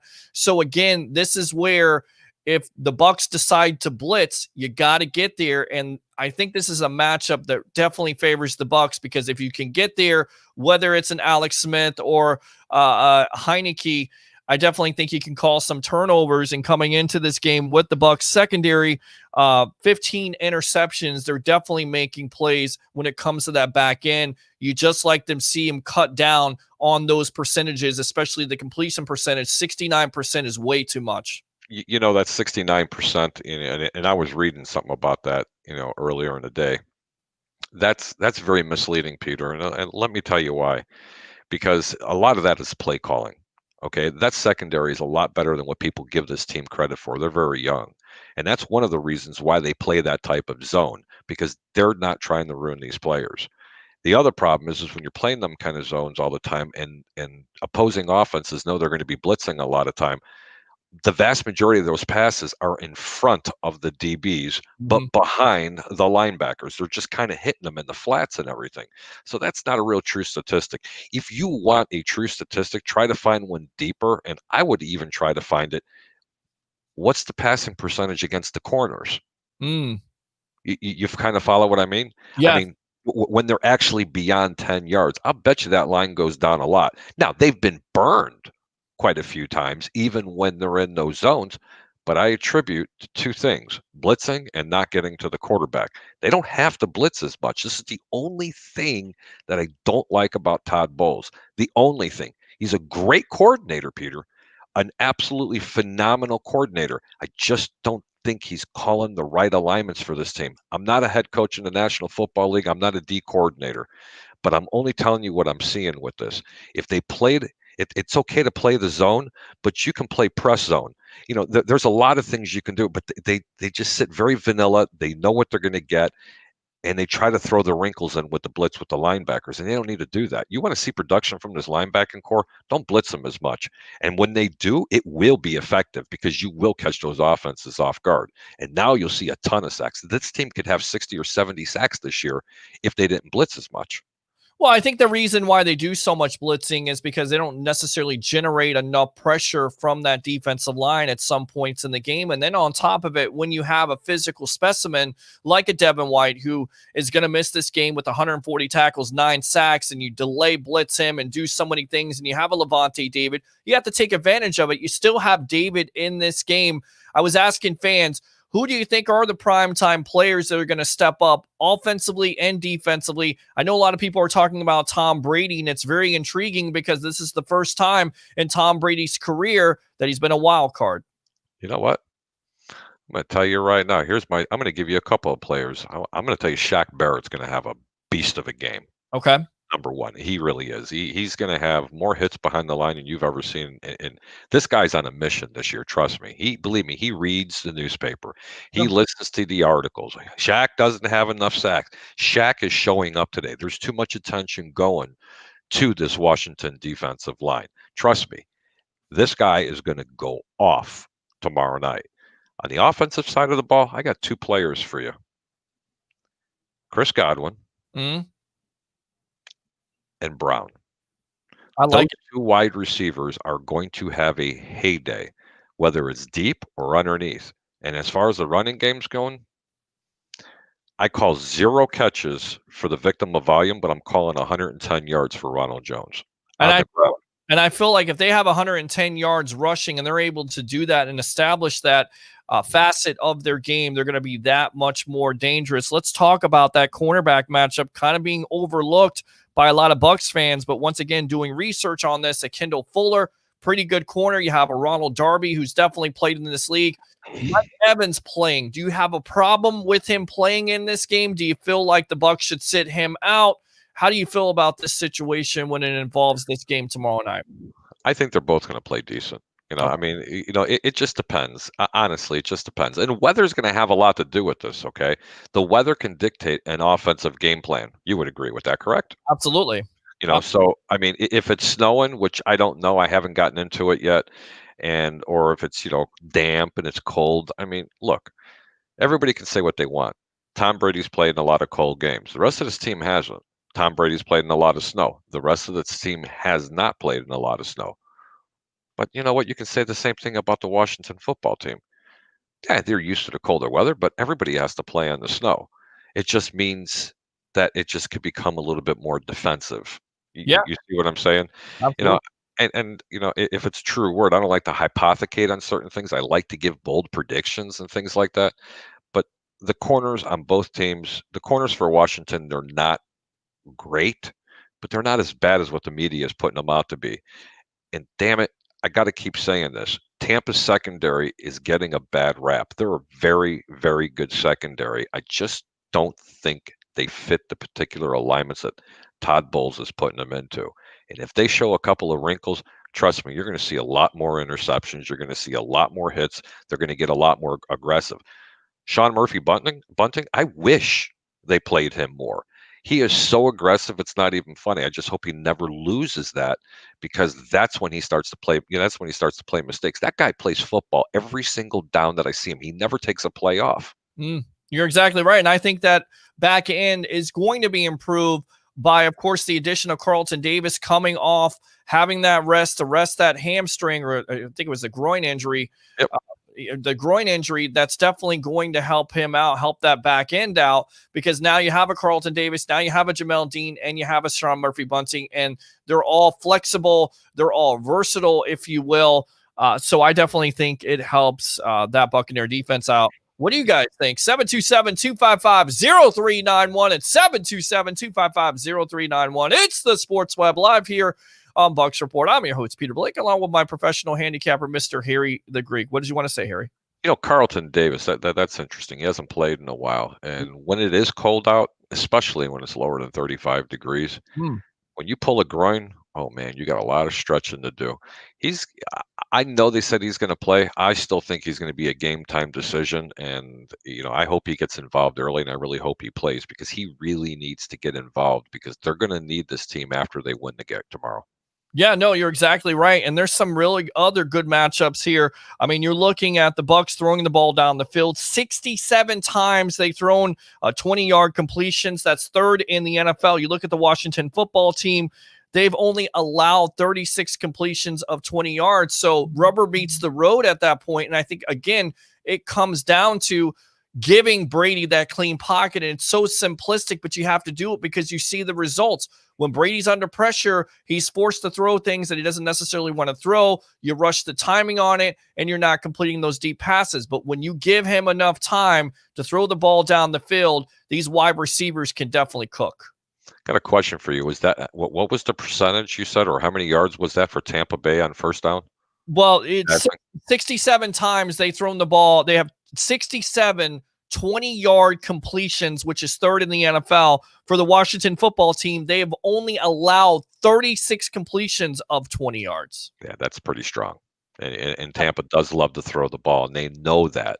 So if you have one team that's extremely good defensively on one statistic, why do you want to hit, fire for fire? That's why I said the running game is going to be imperative in this game. If they switch that up and decide they want to run the ball, and you're getting 3.5 yards in that first click, then you want to pass. That's a different story.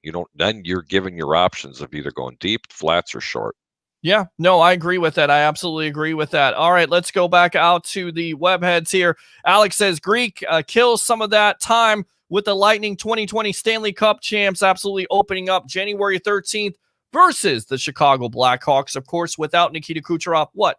You didn't think I watched hockey or paid attention? I paid attention to hockey. Maybe not necessarily the Tampa Bay Rays. Yes. And by the way, the Chicago Blackhawks in that game are going to be missing. You ready?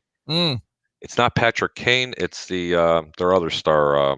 Taves. Yeah, Jonathan Taves. He's out for an undisclosed amount of time. He is. So it's definitely the injury bug has hit the Blackhawks. It's definitely hit the Tampa Bay Lightning big time. We'll see what this team can do to repeat a Stanley Cup champs without Nikita Kucherov, who is definitely a big-time loss. Let's go out to Carl. We will win this takeaway battle. I mean, that's what it comes down to at the end of the day. It's playoff football. It's a totally different season. You have to be clean when it comes to turnovers. And like I was telling Rick, watching a lot of national media and a lot of talking heads, they believe it. And because of Ron Rivera has instilled this attitude where they're going to be blue collar. They're not going to do anything fancy. But when it comes defensively, they're going to ask their defense to really carry the day. And that means not only getting after Brady, but causing fumbles and also trying to give this offense a short field.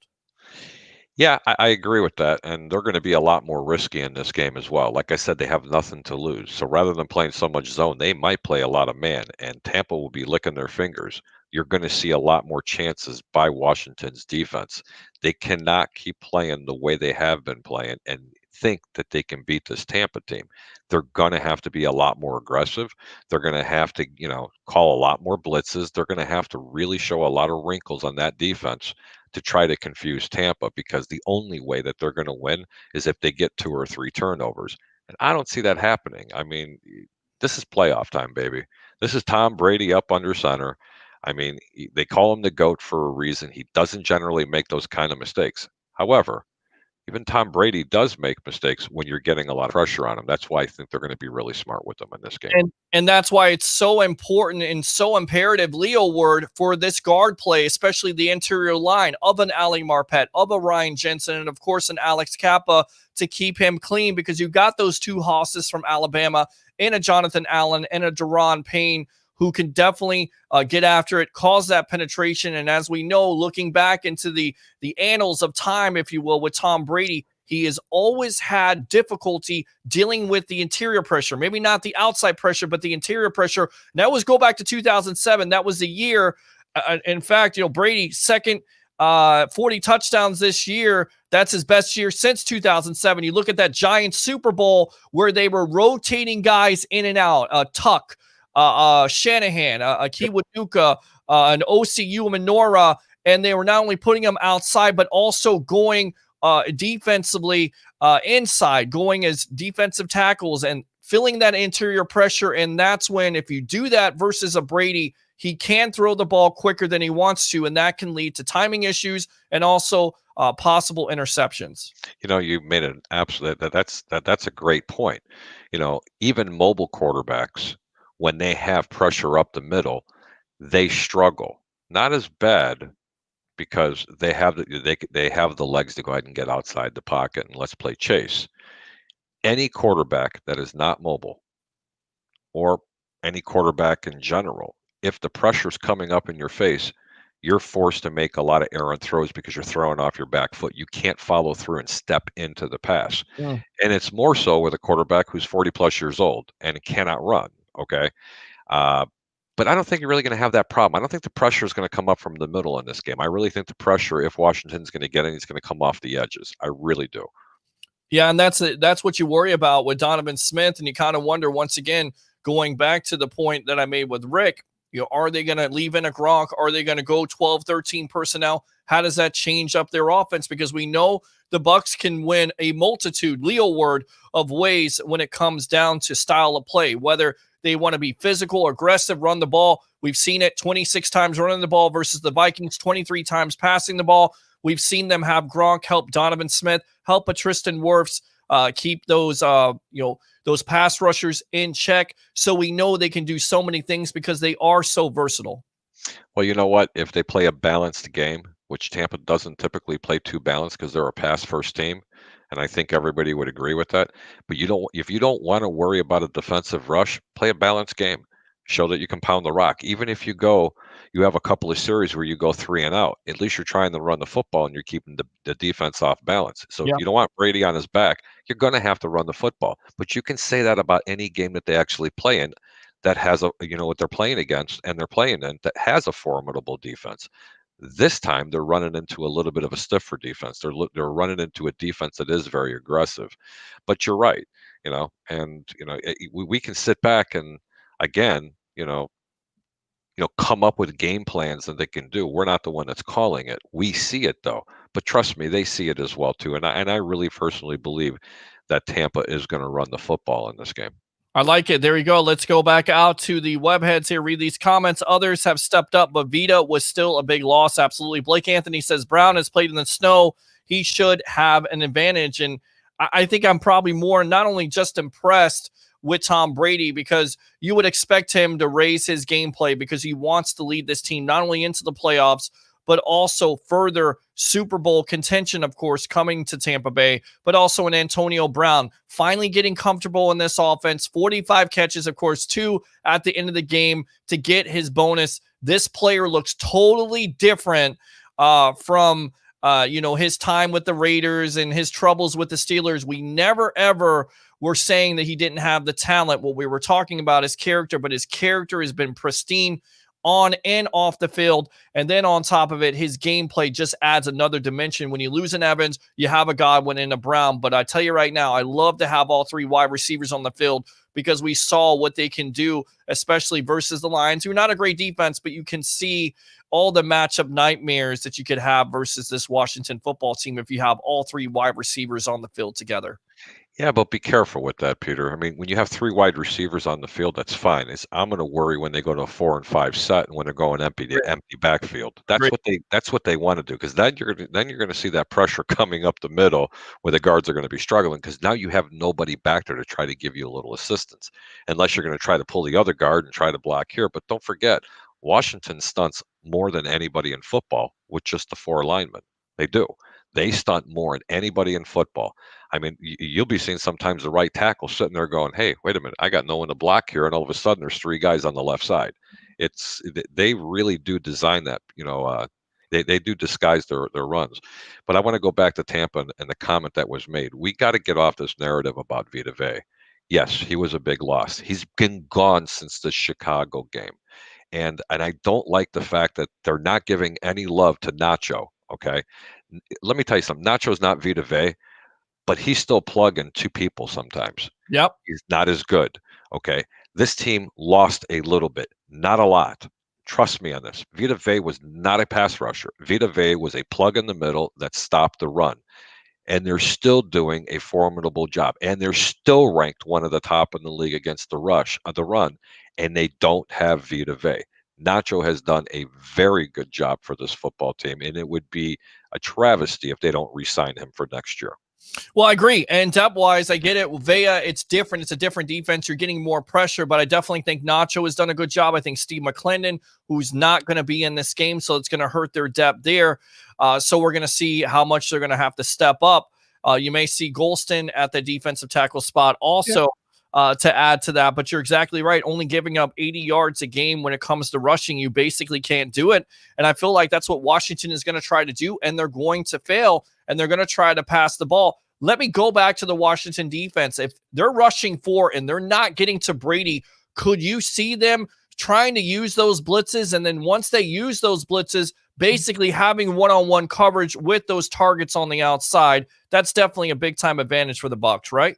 Absolutely. I said that earlier in the game. I mean, earlier in the show, that I think Washington is going to blitz a lot more than they have because they really don't blitz that often.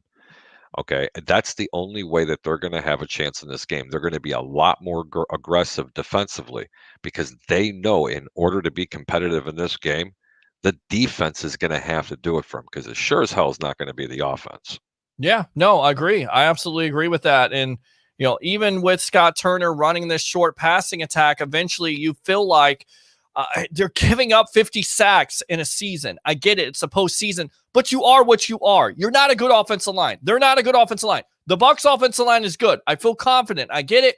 Donovan Smith has his troubles. Tristan Wirfs versus Sweat tomorrow night is going to be must-see TV the way Wirfs has played. And also, we're going to have Blake Anthony at Sports Talk 49 break down the first matchup between a Wirfs at Iowa versus Chase Young at Ohio State. Very interesting stuff there. Let's go back out to the webheads here. Here's what scares me is that the team is under 500, are 2-0 in the wild card round.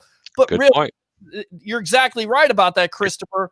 But it's a good point. But they're not winning this game, Peter. They're not winning this game, and I don't think they have the necessary offensive weapons. I get it. Ron Rivera's done a hell of a job, but they're a 7-9 football team. Yes, they're led by their defense. Yes, they beat the Pittsburgh Steelers. No, I don't think the Bucs are taking them lightly. But to say that the Washington football team is going to hold this Bucs offense to field goals, which going back to your point last night, I think is key. If the Bucs can score touchdowns instead of course field goals, I think you have an advantage, and that's another matchup here that you have to look at. When the Bucs get into the red zone, they are 7th in the league. Washington's defense in the red zone is 6th. So once again, rubber meeting the road. Yeah, but then again, that's kind of skewed too. Not on Tampa's side, but on Washington's side, because the majority of the teams that play them, they plan on rushing the ball. So it's a little harder to get into the end zone when you're in the red zone by running the football. You do need an element of passing. And remember, the NFC East has sustained more injuries than any other division in football. Yeah. More tackles, more offensive starters, more defensive players, more quarterbacks, more running backs. I mean, it's horrible. But that's why you have a sub 500 team coming into football. But that's a great stat. I didn't know that one was 7th and one was 6th. That's really impressive. I'm bringing it tonight. I'm bringing it here on the Sports Web. Let me go back out to the webheads here. Let's see. Bobby, don't have too much confidence, guys. The 07 Pats were unstoppable, and the Giants held them to 14. But I get it. I know what you're trying to do, and I did the same thing with the Washington football team and their defense. But I don't think offensively they're going to be able to match the Bucs defense. I think the Bucs have a defense this year that can absolutely do as much as the Washington football team or more with all the interceptions they had in that secondary. If you get that pressure and create it, you're going to be able to force some turnovers from an Alex Smith. You look at his numbers, 6 touchdowns, 8 interceptions. You look at a Tyler Heineke. He may need a Heineke after this game because he's never seen postseason play. This is not a regular season game. This is postseason play. It's totally different, right? Yeah, it is. But I want to go back to that comment about the 07 Pats. Can you put that up there again by chance, please? Absolutely. Sure. There you go. Okay. Bobby, I got one thing I'd like to say. This isn't the 07 Pats. These are the 2020 Buccaneers. Okay. Same quarterback, just better players on this team. Okay. Number one. And I'm not being a homer when I say that. And with all respect, even if they held the Buccaneers to 14 points, they're still going to win. What, 14-9, 14-10? Yeah, Sorry. I don't see. Look, I'm looking at some of the numbers that have been projected. Basically, what they're saying is that the Washington football team would have to hold the Bucs to 20 points. You don't see that happen. There's no way the Bucs score 20 points in this game. Yeah, I can see that. Listen, I'm telling you, Washington's going to bring a defense in this game. And if they end up smacking Brady in the mouth a couple times, they're going to keep him to a low-scoring game. But the Bucs still win because I don't believe that Washington's offense is going to be strong enough to be able to contain Tampa's defense. I think it's going to be the other way around. I think Tampa's defense is going to go ahead and dictate what Washington's going to do. Even if Washington's defense generates really good field position for their offense, I think they're still going to be relegated to kicking field goals. Okay, that's just my personal opinion. Yeah, and that's the way you beat them. That's the you stifle them on third down. If they're going to get in the red zone, you basically hold them to field goals. And then in the same breath, that's what the Washington defense has to do. They have to hold the Bucs to field goals. They have to hope to get some turnovers and create that short field for their offense so they can get some easy points on the board. If not, if the Bucs can take care of the ball, not commit mental mistakes, they can win this game going away, in my opinion. So let's see. It's a little reminiscent, says Bobby. We'll see. Ryan says Donovan Smith is garbage. Better have someone to help him. You've been a guy that has defended Donovan Smith. I have defended Smith. I've said that it's lack of effort. It's sometimes technique. A lot of the time it's technique. It's inconsistency. But lately he's definitely played well. And I feel like he's got a tough matchup versus Chase Young and possibly Montez Sweat on that side when they switch sides, right? Yeah. Can you see my ears? Are they getting red? Okay. All right. You guys have released the Kraken again. We're going to go through this dissertation all over again like I did in the pregame show last week. Very nice. Okay. Donovan Smith is not garbage. Okay. Again, it's play calling. He is not the world's best pass protector, but he's an above average left tackle, especially when it comes to blocking for the run. He is a lawnmower. He's a tractor. Trust me when I tell you this. Yes, he does give up the cheeks, as Blake Anthony will say, on a lot of passes. However, why don't the coaches see this? Why aren't they pulling the guard to help him? Why aren't they retaining a running back or a fullback in the backfield? And the vast majority of the times when he's giving up the cheeks, like Blake says, it's primarily because they're running an empty backfield. And I challenge you or anybody that's out there, you show me one left tackle in football right now that passes the ball as much as the Tampa Bay Buccaneers do, that the left tackle doesn't struggle. The ones that don't struggle are the ones that are calling protection on the left side, especially the quarterback's best side, but their backside. And this is one thing that this team does not do very well. So stop blaming him, because be careful what you wish for. Because if he leaves and you think you're going to draft a left tackle and just plug and play him on the left side for Tom Brady at 40 plus years old, no sirree. That's not happening. And you better pay the man, because the next guy that's coming into town is going to cost you twice the amount of money, and you're going to have the same issue. You're exactly right. And when people talked about this, when they signed him to that big extension, we had guests on and said, who are you going to replace him with? And there was never an answer. Well, anybody. And I get it. Josh Wells played well in his his one game stint when Donovan was out. But you got to do that consistently. And when you're not able to replace him, besides drafting a pick in the first round, which has worked out with Tristan Wirfs, but the Bucs also have other needs. Their defensive tackle, namely maybe another pass rusher. Who knows at this point? So I don't know if you want to devote that capital to an offensive tackle in the first round. That's not to say they could do that. They may feel like there's an upgrade. Tell you what, let's go out to the phone lines. Welcome to the evolution of Sports Talk Television. You're on with yours truly, along with my professional handicapper, Mr. Harry the Greek, Mr. 88% going up to 89. What's your name? Where are you calling from? Hey, what's going on, guys? It's Adam over here in Largo, Florida. What's going on, Adam? What do you have to say? Let me ask you this. What do you feel? How do you feel about Mike Evans playing tomorrow versus the Washington football team? Do you agree with it or you disagree with it? And who are the top players offensively and defensively that are going to stand out in this matchup tomorrow night? Well, first of all, I can tell you right now, with Mike Evans actually making the decision to actually play tomorrow, do they need the guy against? I mean, Washington's defense is pretty decent, but pretty good. The more focus is on is that their offense can't score points. Correct. Especially with Alex Smith, banged up. You got Gibson, dealing with an injury. Correct. I think the philosophy here, and a lot of people are. And this is the Brady mentality. This is what Tom Brady does great, and he did it in New England. Tom Brady loves to score points in playoff games. Mm-hmm. He doesn't know when to stop. Nope. Okay? And they have so many weapons on that offense.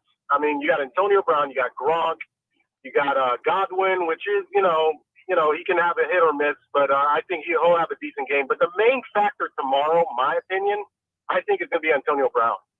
I think the guy is going to get a lot of touches. He's going to get a lot of value. I can see him actually scoring 2 touchdowns tomorrow. I like it. But the main factor tomorrow, you will watch how Brady will manage this game, and it'll be out of reach before it gets to the second half. So you're saying this game's not going to be that close, Adam, in the first half, or you're saying it's going to be close in the first half and then they're going to run away with it? I didn't quite understand that. No. It's not going to be close at all. going into the second half. Okay. Yeah, that's what I meant on that. So Okay. that's my opinion to that. Okay. So, I just think, with the experience that Brady has as far as motivating his players, he's been here before, he's been to, he's the greatest ever to play the position, my opinion. But I'm not worried about the Washington football team at all. They're going to take care of the Washington football team. My main focus is pretty much what's next for Tampa. And that's going to be, it's going to be a struggle between moving forward. A lot of people want to see, Tampa going against Green Bay, and Aaron Rodgers. That right there, that's going to be a game for everybody to be glued on the TV. Absolutely. I can't really call that one. Well, I tell you right now, if you go back to the earlier part of the season when the Packers were up 10-0, and then the Bucs blow their doors off 38-10, Aaron Rodgers has one of his worst games. You would feel good about it, even though you're going into Lambeau. You don't have the fans, but you may have to deal with the cold weather, and that's why I keep on preaching about this throughout the season. This is why you need a consistent running game, and I think the Bucs can have that running game and shown this year they can do it, but they just have to be committed to it. But I definitely agree with you. I think a lot of people are looking to the Green Bay Packers. That could possibly be the next matchup. Harry the Greek here. He feels like the Bears could definitely upset the Saints, and there's CBS Sports Line out there feeling the same way. If that happens, then the Bears would take on the Packers, and then you go in your second round matchup to New Orleans. And you're asking the Green Bay Packers, if the Bears beat the New Orleans Saints this week and Chicago does go to Green Bay, you're now asking an NFL team to beat a team 3 times in one season and twice in 2 weeks or 3 weeks. That's very difficult to do. And for people that didn't see that game was not as far out of reach as people think. They were only down by 5 points going into the fourth quarter. Aaron Rodgers tried to give Chicago the game, not once, twice, but 3 times, where the ball hit him directly into the numbers and couldn't come up with the ball to stall drives. Okay.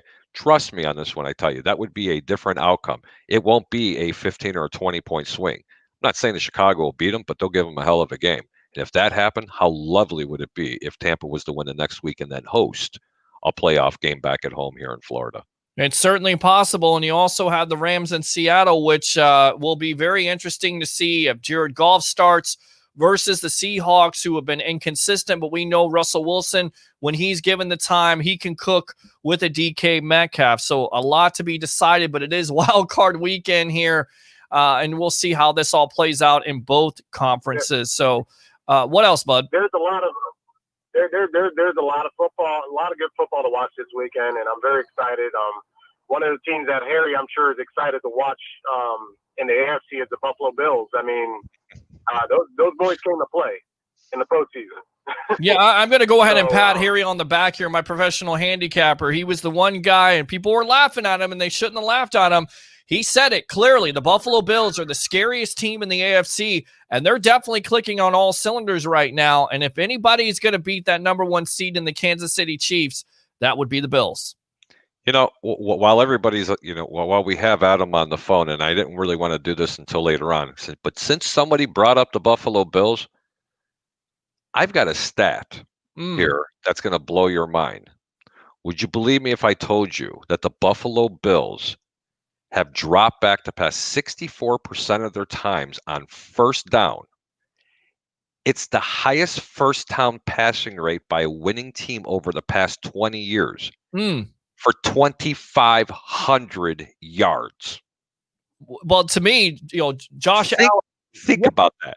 Right, but that's where you're successful. That's where you don't get into those third down conversions where it's 3rd and 9, 3rd and 8, 3rd and 12, 3rd and 15. If you're successful on first down, then you're going to your playbook. It's 2nd and 3. Then you can run the ball, or you can pass play action and still pass the ball. But that's the chemistry that I was kind of worried about in the postseason. I'm not worried, or in the offseason. I'm not really worried about it anymore with a Josh Allen and a Stephon Diggs, because say whatever you want to about Justin Jefferson, the rookie year he's had for the Vikings, but Stephon Diggs has definitely ignited that offense with an Allen. He's definitely stepped up his game, and all those wide receivers and weapons that they have, very scary. And you know what? Kansas City 600 yards behind them on first down. I mean, think about that. Yeah. That's why I said a while ago, and this is what I was seeing. I mean, look, Kansas City and Buffalo, that's going to be a clash of the Titans. I mean, that score might be 80-70 by the end of the game. I don't know. Let me ask you, Adam. Do you think there's an opportunity here for the Colts to, let's say the Bills falter? Do you think the Colts, with their defense and Phillip Rivers, with his moxie, if you will, his veteran leadership, and knowing about going to the playoffs and being in that playoff atmosphere, do you think the Colts could possibly upset them tomorrow, or is it all Bills for you? Yeah, I have much respect for Phillip Rivers. I think the guy, he's tough as nails when it comes to playing the quarterback position. I love playing it. I love picking him up in fantasy. I mean, he helped me out in fantasy points. I mean, the guy, he throws the ball awkwardly, a lot of people say, but he gets the job done. But I think the Bills are just gonna they're gonna take this game, and going back to what Harry said about Kansas City and Buffalo, it's kind of like we've seen these two teams play in the beginning, earlier in the season, and it's kind of like a bully in high school where they kind of push you down in the ground and embarrass you, and you get back up and you prepare yourself for that bully. I mean, I think Buffalo has a chance to actually go into Kansas City. If that happens, to upset Kansas City, don't be surprised. Yeah, and here's a pretty good one for you guys. Since week 12, the Buffalo Bills have outscored their opponents. You ready? A staggering 229-110. On the flip side, Indy's defense is top 10, not only for points allowed in the season, but also yards. So that's going to be a pretty big clash. But the key for Indianapolis, and again, we're getting into the other games. I'm so sorry, Peter. Okay. But the key for Indy's defense is going to be DeForest Buckner. Is he playing? That will slow down Buffalo a little bit because don't take Indianapolis for granted. This team can play outstanding defense. But I'm going to make a bold prediction here, and I'm still with Buffalo. Phillip Rivers is going to have his lowest passing attempts of the season. And the reason why I'm saying it, which by the way is 21, so I'm saying 20 or less passing attempts, because that's the only chance that they're going to have to slow Allen and company down. Because if you're not letting them on the field, then they're going to have some sort of success, which Buffalo has been suspect against the run this year. They are getting better, but that's the only way, is if they don't put the ball in Phillip Rivers' hands and he doesn't pass the ball a lot. So if they pass less than 20 times and they have success running, this game could be tight in the fourth quarter. With that being said, I still don't see that happening. They're stubborn on offense as well. They're going to play really good defense, and I just honestly think that Buffalo blows this team out. I was just trying to make it sound good that Indianapolis actually had a chance in this game. Well, look, guys, to me, that's the biggest chance, or that's the best chance for the Colts, is to take the pressure off of Phillip Rivers, much like the Tennessee Titans did last year with limiting the throws to Ryan Tannehill. You throw the ball 20 times a game. You run the ball more with a Jonathan Taylor, who definitely found his groove last week. If you find that running game, your defense is playing well, you could stay in that game. You could keep Josh Allen and that potent offense off the field. But at the end of the day, I think the Bills have too much. Adam, what do you say? I completely agree. It seems that Josh Allen is getting stronger every single game. That's the way I see it. It's getting to a point where he has a very good relationship with Diggs. I mean, those guys are on the same page. Yeah, no, and absolutely. With their first year playing together, I mean, that's impressive. No, I agree. Very impressive, man. And Josh Allen is definitely proven himself as far as with Buffalo that he is the main focus on that team. He's the engine in that team on offense, and he's showing great leadership. He matured throughout the season that he's played with Buffalo. But I think Buffalo's got way too many weapons. They're gonna. I'm not saying it's gonna be a blowout. Right. I just think it's they're gonna definitely take the game tomorrow, and I'm looking forward to tomorrow. I mean, couple more games you guys can talk about. I'm sure Cleveland and Pittsburgh, I believe, are playing on Sunday. Sunday night, yeah. Sunday night. We'll definitely get into that in a little bit here. We talked about it Wednesday night, but the complications of COVID and some people saying, maybe the NFL should postpone this game. They haven't done it all year long. I wouldn't expect it, but I definitely think Cleveland is going to be at a disadvantage with missing their head coach and, missing a couple players. And for me, Pittsburgh, they were resting their starters. Cleveland gave their best effort to get in the playoffs. This is the first time they'll be back, but I just don't see them beating Pittsburgh. I think Pittsburgh takes it. So. Yeah, absolutely. You guys do a great job. Thank you for giving me the opportunity to talk. I love what you guys do. Harry's a good friend of mine, and he's right on point when it comes to picking games. And you guys do a fantastic job. I'll be back on the show here shortly throughout the weekend, and see. Hopefully, the Bucs have been a win, which they are. I'm not saying hopefully. Right. Well. Peter, get a prediction from him, please. Yeah, give me a prediction. Bucs versus the Washington football team. Are you going to call back tomorrow night during the pregame show? I'd say I'm probably going to say 28-14. Okay, 28-14. Adam, thanks a lot for the call. We appreciate you, my friend. Definitely Harry the Greek here, my professional handicapper, is a unbelievable addition to this Bucs Report family, and definitely don't be a stranger on this show. All right, my friend? Absolutely. You guys have a great night. All right, let me go ahead and fire those cannons for him. We're going to wrap up this show in a little bit because my boss told me basically get out of here at 11, get some sleep, get ready. I know there's a lot of people watching, but we'll definitely be back tomorrow night at 6 o'clock at the Deck Bar and Grill, getting you ready for Bucs versus the Washington football team live here on Bucs Report. It's not another Bucs platform doing it. There's not. They could say whatever they want to, but they're not. And I'm not bragging. I'm just telling you, you can be a part of the evolution of sports talk television. Join the 67,000, nearly 68,000 now here on Facebook, of course, live on Facebook, YouTube, Twitter, and that Bucs Report Twitch channel, which sometimes gives me a convulsion. Just kidding. Peter, what is Twitch? Someone's got to explain this to me. I'm gonna humble myself and say this. What is Twitch? Well, Twitch is another platform out there on social media, but we don't have a lot of views on that Twitch channel. We got maybe one or two people get on there, a couple of views. So it's another opportunity to put out the sports web, the evolution of sports talk television. Peter, if you look on your screen, I've got a Twitch right now. Well, I thought my camera was twitching there for a moment. I think there's more twitches in my screen and my camera than there are viewers on the Twitch channel itself. All right, let's see. Rojo needs that rock 20 touches. He said Romo. I don't think he's talking about Tony Romo. I think he's talking about the victim of volume. And when you talk about Rojo, that's what you say, a victim of volume. Okay. Vita Vea started to rush way better this year. I mean, absolutely. Big time athlete.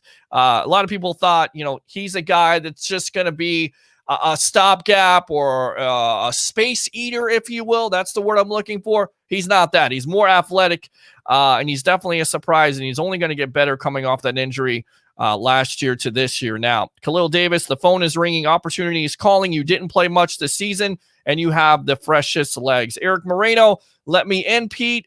We will take a phone call from you, but we're going to get out of here in just a moment. Carl Hardy says, I would love it if the Bears beat the Saints. Glenn says 38-16 over the Washington football team. And Carl, again, I'm pumped. War Bucs. Let me go ahead and fire those cannons right there. Want to read these comments. Let's see. Brent DY read that. What's up, Pete? Let's go Bucs. And Ron says, Harry the Greek and Peter Blake, Happy New Year, gentlemen. One final note here. Let's go out to Joey McKnight of the Tampa Bay Times. Once again, no respect for the Tampa Bay Buccaneers, and it follows. No Buccaneers made the NFL's first team All-Pro squad selected by a panel of 50 national media members. The Bucs, too, include linebackers second-year Dynamo Devin White and veteran Levante David earned enough votes for second-team starter. I mean, what are your thoughts of this? Once again, the disrespect is real nationally when it comes to the Bucs. Peter, what have I always told you? What does second place mean? First loser. Not in this case. They're still going to the Pro Bowl. It's still an honor to be able to do that. Okay. Well, it's all pro status. It's not. I understand that, but they're going to eventually going to go anyway because you know what? No one wants to play in the Pro Bowl, and if they end up going to the Super Bowl, even if they were nominated, they're not going anyway. Mm-hmm. Well, some of the people, what he's saying here is that you have, and this is the writer himself, Tristan Wirfs, who has drawn a league-wide raves while playing 1,075 offensive snaps. Resurgent outside linebacker Jason Pierre-Paul, and recent Pro Bowl pick, who has 2 interceptions, 14 quarterback hits, and a team-high 4 forced fumbles. So there's definitely some talent on this team that deserve recognition, but you're exactly right. At the end of the day, it'll all play out because the cream will rise to the top. Give me your final thoughts here, my professional handicapper. What do you want final thoughts with? Anything you want.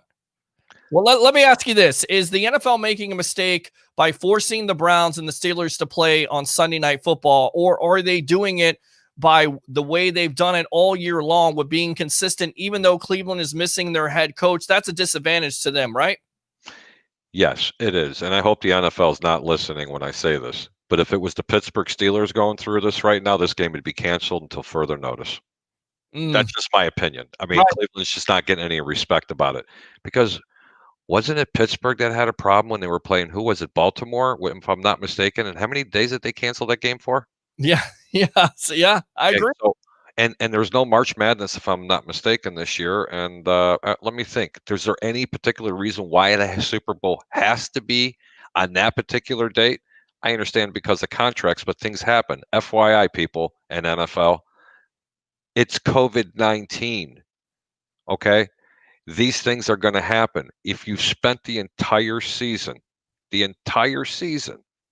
fighting this, and now you've made it to the playoffs, and in some cases, some teams were decimated due to COVID, why not give them a chance of at least 2 to 3 days to delay the game to be able to go? It's not going to kill the ratings.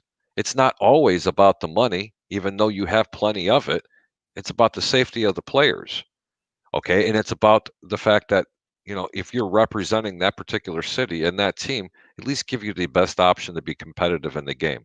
Shame on the NFL for what they did with the New Orleans Saints and the Denver Broncos, which everybody has heard me talk about this from before. They know my feelings on it.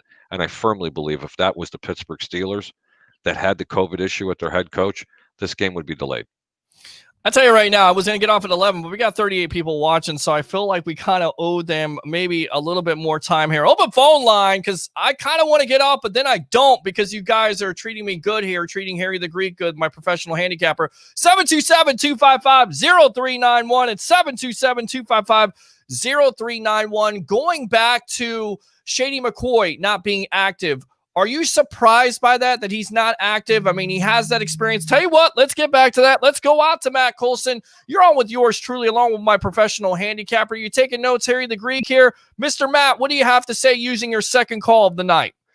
Just quickly, what Harry just said about the Steelers and the Ravens getting pushed and this other disrespect to the Browns because they can't play on Sunday night without a coach. He's spot on. I swear to God, I was saying that this afternoon over a second beer with a guy I'd never met before. And we both came to the same conclusion, that it's just a bunch of BS politics. And if the game was, like you said, the Steelers or other big names, well, I mean, if it was the Saints, to be even the Cowboys, right? But to be fair, more respect, right? But Matt, to be fair, New Orleans did have to play without Kamara and all their running backs. It wasn't necessarily a good situation, but they handled it. Although early on in the year, they got a matchup, a great matchup with Denver not playing with their quarterbacks. But you're exactly right. I think there is some favoritism, and I feel like the Browns are a good story. I mean, who doesn't want to see this team have full hands on deck, which you're not going to with Stefanski being out? He has a 10-day waiting period, but why not put off the game? It's about pride. It's about the NFL team, NFL this year not canceling any games. They want to be prideful with it. The right thing to do is maybe put it off a little bit, but really, they play Monday. Yeah. Or Tuesday. What's the difference if it was Monday or Tuesday, and then you had 3 days the following week to play football? Right. That's what I'm saying. And Peter, to your credit, you're absolutely correct. I forgot about the Camaro. I forgot about it when they held them out due to the COVID, and they didn't delay that game. But then again, you know, New Orleans already had one game that wasn't pushed back due to it, and then again, you could say that was favoritism because they didn't. Sure. Pittsburgh, this is going to be the second time. These are the playoffs, Peter. It's not like you're having to push another 250 games.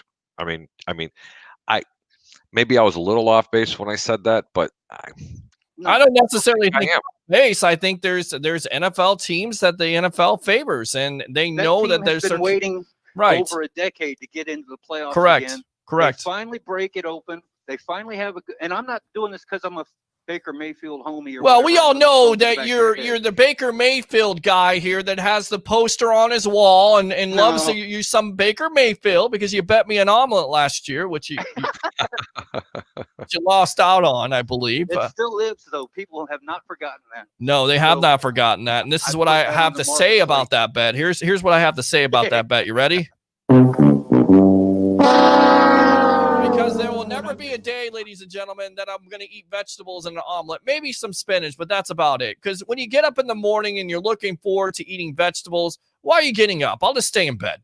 Go ahead, Matt.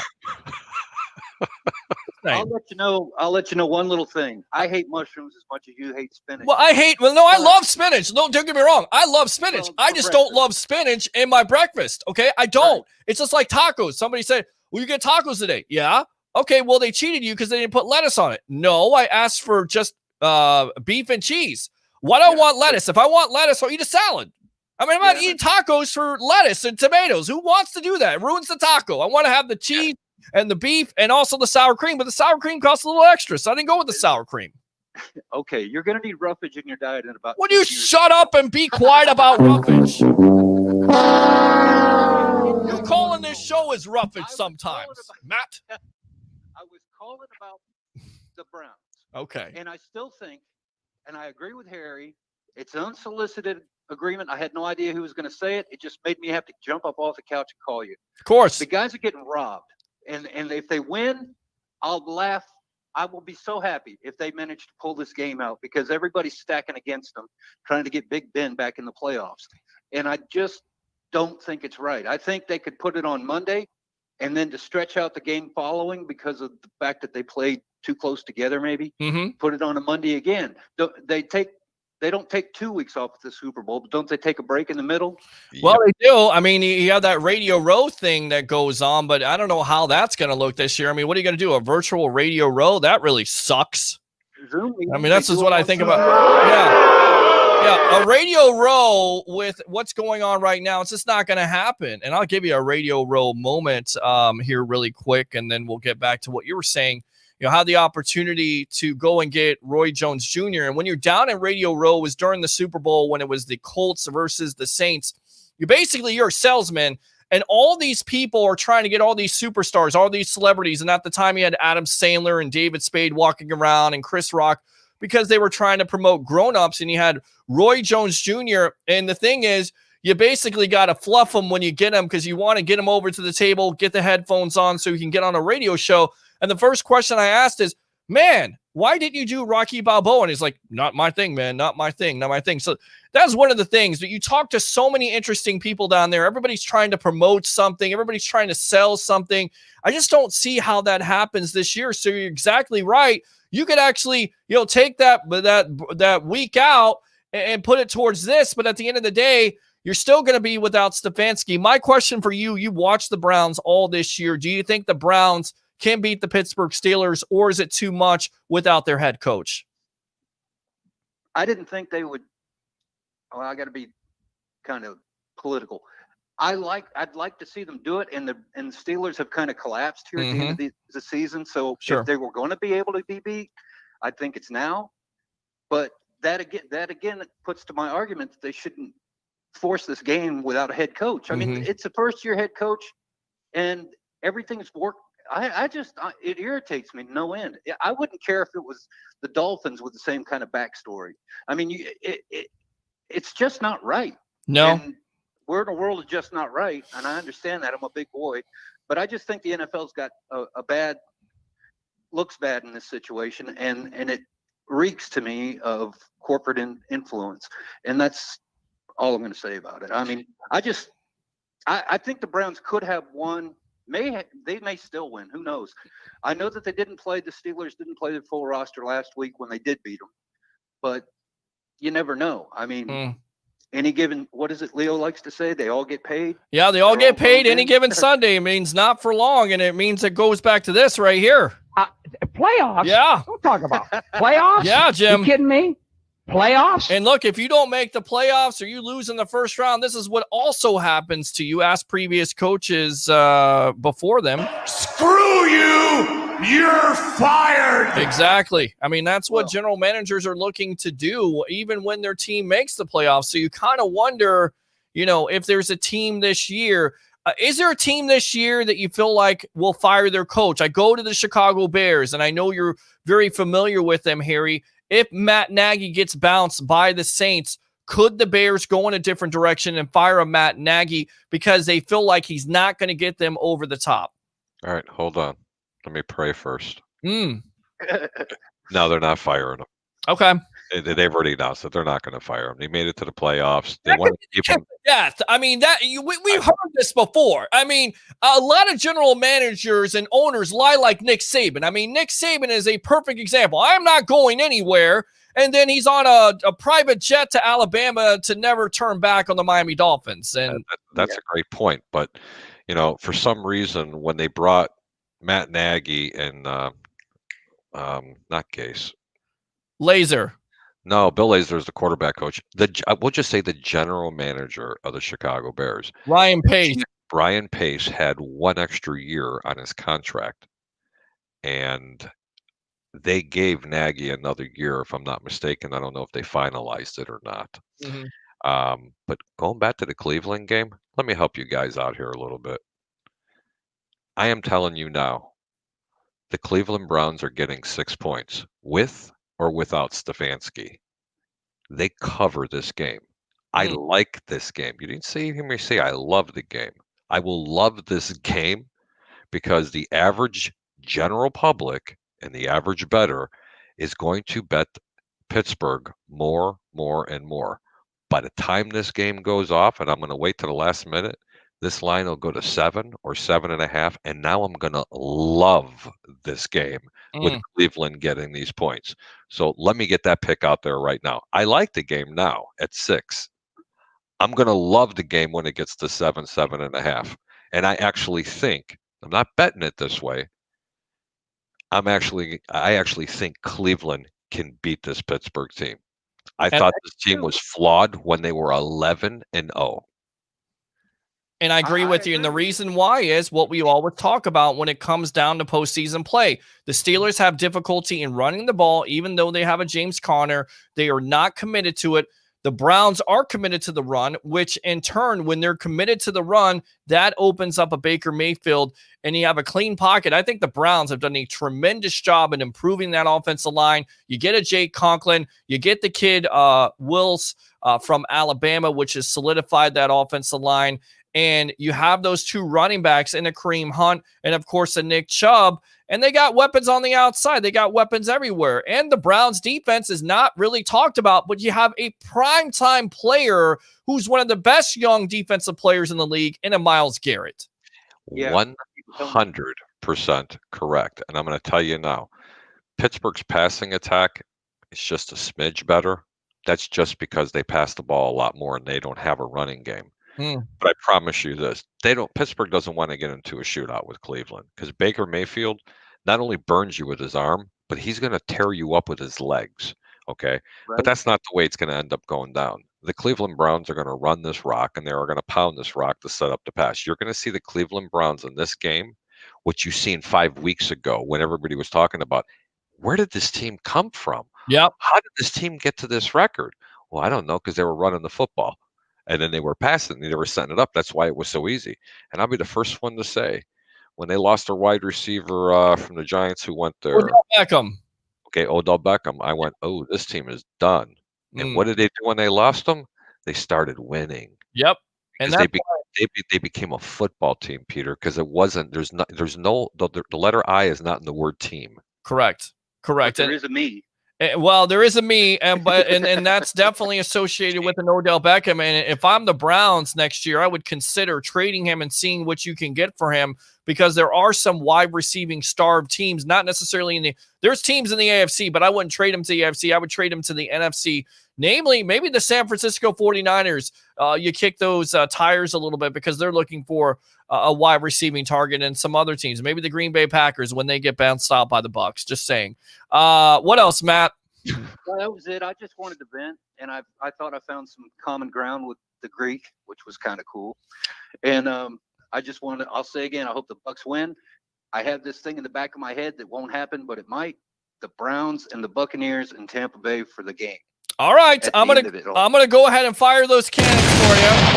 I don't know if I necessarily agree with that assessment, but I won't disagree because the Browns have played some very good football this year. We'll see how it goes, Mr. Matt Colson. Thanks a lot for your call on the Evolution. All right. Have a good night, Peter. Get some sleep. Oh, See you later, absolutely, Harry. my friend. We will. And again, Have a good evening. 37 views. We're going to get out of here. 37 viewers. We're not. We're going to stay on as long as you're on here. I'm scared to death in the next round because it's going to be a team that can pass the ball. What do you have to say to that? Good comment by Bobby Forsythe there. Are you really scared? Because you kind of put it bluntly that statistic of 69% completion percentage, which quarterbacks are completing versus that back end, is kind of skewed. And I'll tell you why it's skewed, because that Bucs back end really doesn't give up a lot of big plays, although Tyreek Hill would have something to say about that. But few and far between. They don't give up a lot of big plays. They give up a lot of yards. They give up a lot of yards. They have that theory of the bend but don't break defense. I'd love to see the statistic for Tampa's defense in the red zone, though. Okay, they give up a ton of yards from the 20 to 20. They do stiffen up a lot from the 20 into the end zone. But then again, the field's going to shorten up a little bit.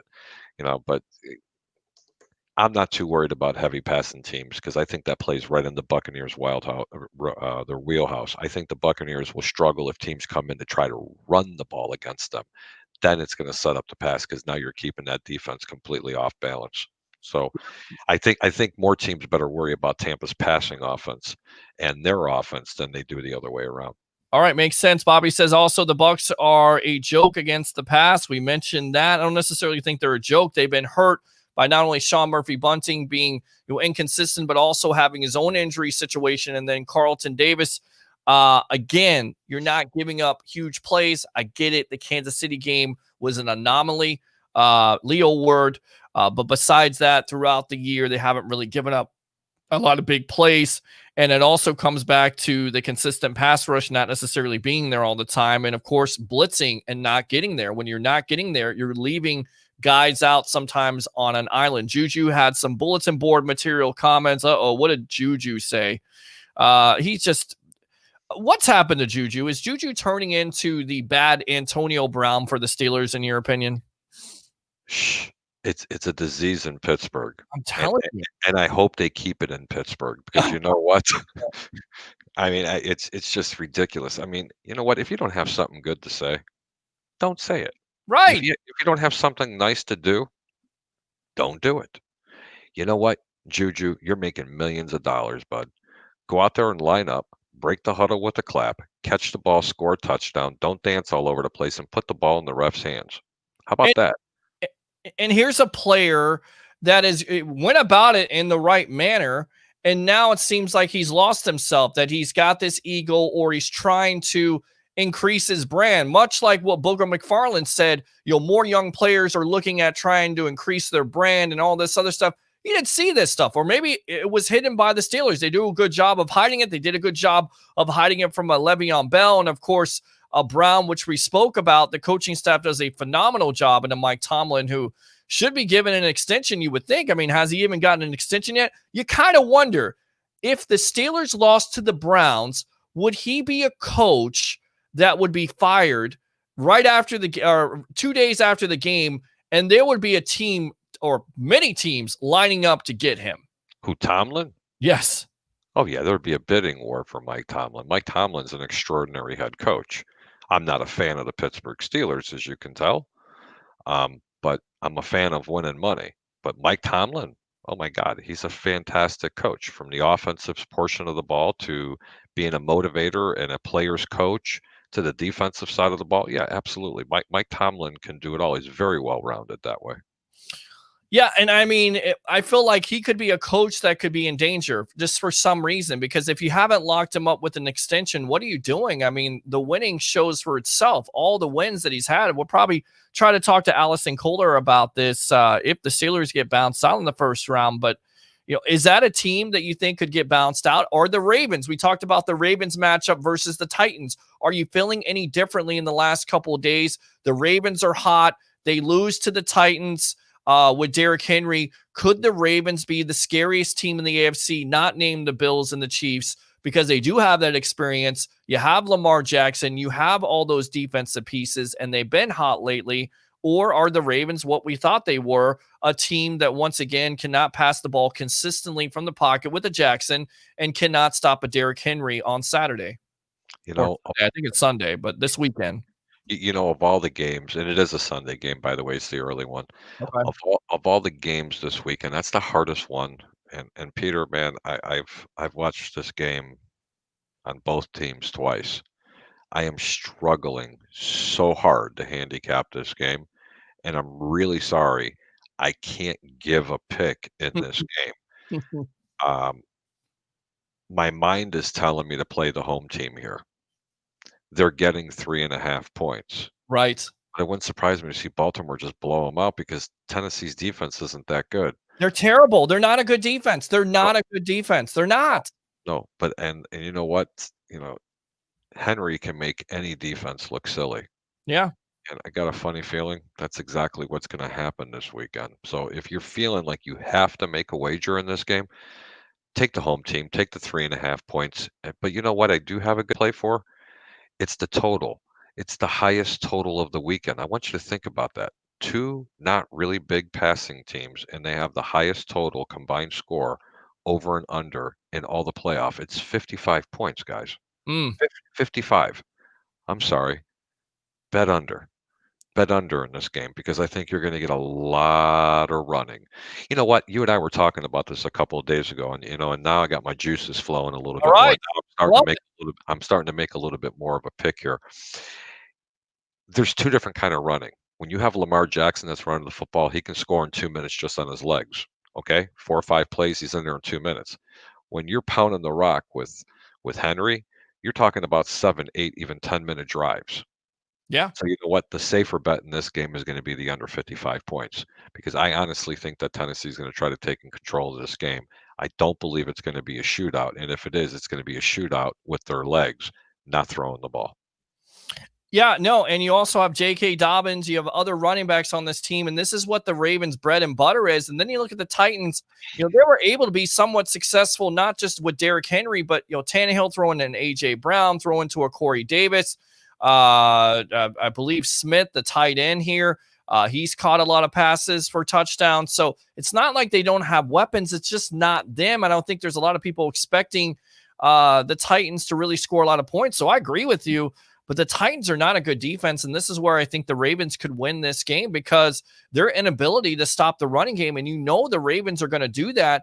And once they get that running game going, I feel like there's going to be some RPO opportunities where the Titans are not as disciplined at the line of scrimmage, where Jackson could definitely make some big plays, not necessarily with the pass, but his feet. Great point. But there is one thing that the Titans do after watching those games. They do contain mobile quarterbacks on the perimeters. They'll give him time to throw the ball, and that's what Tennessee's going to want him to do.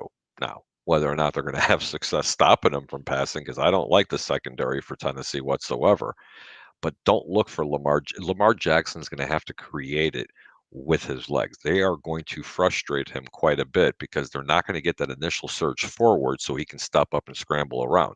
They're going to try to keep that pocket and form that little bit of a half bubble around him. So he's really going to have the long way to run on either side of the field. And they're going to constantly have a linebacker like it's going to really make a difference, but they're going to have a linebacker shadow him. Yeah, and I definitely think that's what you got to do with a Jackson. And if that linebacker is going to shadow him, he's got to be as fast and as athletic as Jackson, and that's really tough to do. Open phone line, 727-255-0391. It's 727-255-0391. It's the Sports Web Live here on Bucs Report. I'm your host, Peter Blake, along with my professional handicapper, Mr. Harry the Greek. 88%, 89% going up here. Questions for the night. Let's go ahead and reset this. Of course, we're only less than one night away from Bucs versus the Washington football team. Primetime NBC 8:15. Who are the guys that are going to stand out? Of course, we learned tonight from Mike Garafolo of NFL Network. It looks like Mike Evans is going to play. Is that the right decision? Should the Bucs bench him? Should they rest him? Not bench him, but rest him in this game? Or are you okay and comfortable with Evans playing? And then on top of it, who are your standout players for tomorrow night's game on offense and defense? 727-255-0391. Let's go back out to the webheads here. Read these comments. Again, the Bucs are a joke against the pass. Christopher Cole, Juju had some bulletin board material, so we touched on that. Harry, I remember you saying that about Pittsburgh. Ben says, I feel this is a good game to get our feet wet in the playoffs, get us ready for the next round. Do you agree with that? Ben brings up a very good point. Look, you don't want to start out with one of these supposed juggernauts. And I say supposed because, look, they definitely have a good record, but I think the Bucs right now are the hottest team in the NFC, period, besides the Green Bay Packers. You don't want to start out with the Packers, of course. So this is a good matchup and a favorable matchup, even though it's a tough defense. You want this team to work on these things and get the jitters out of the way, right? Yes and no. Okay. And let me start with no. No, in a sense, is because when you do play any game in the National Football League, you have a chance to sustain injuries. Okay. And you can also have a tendency of overlooking football teams.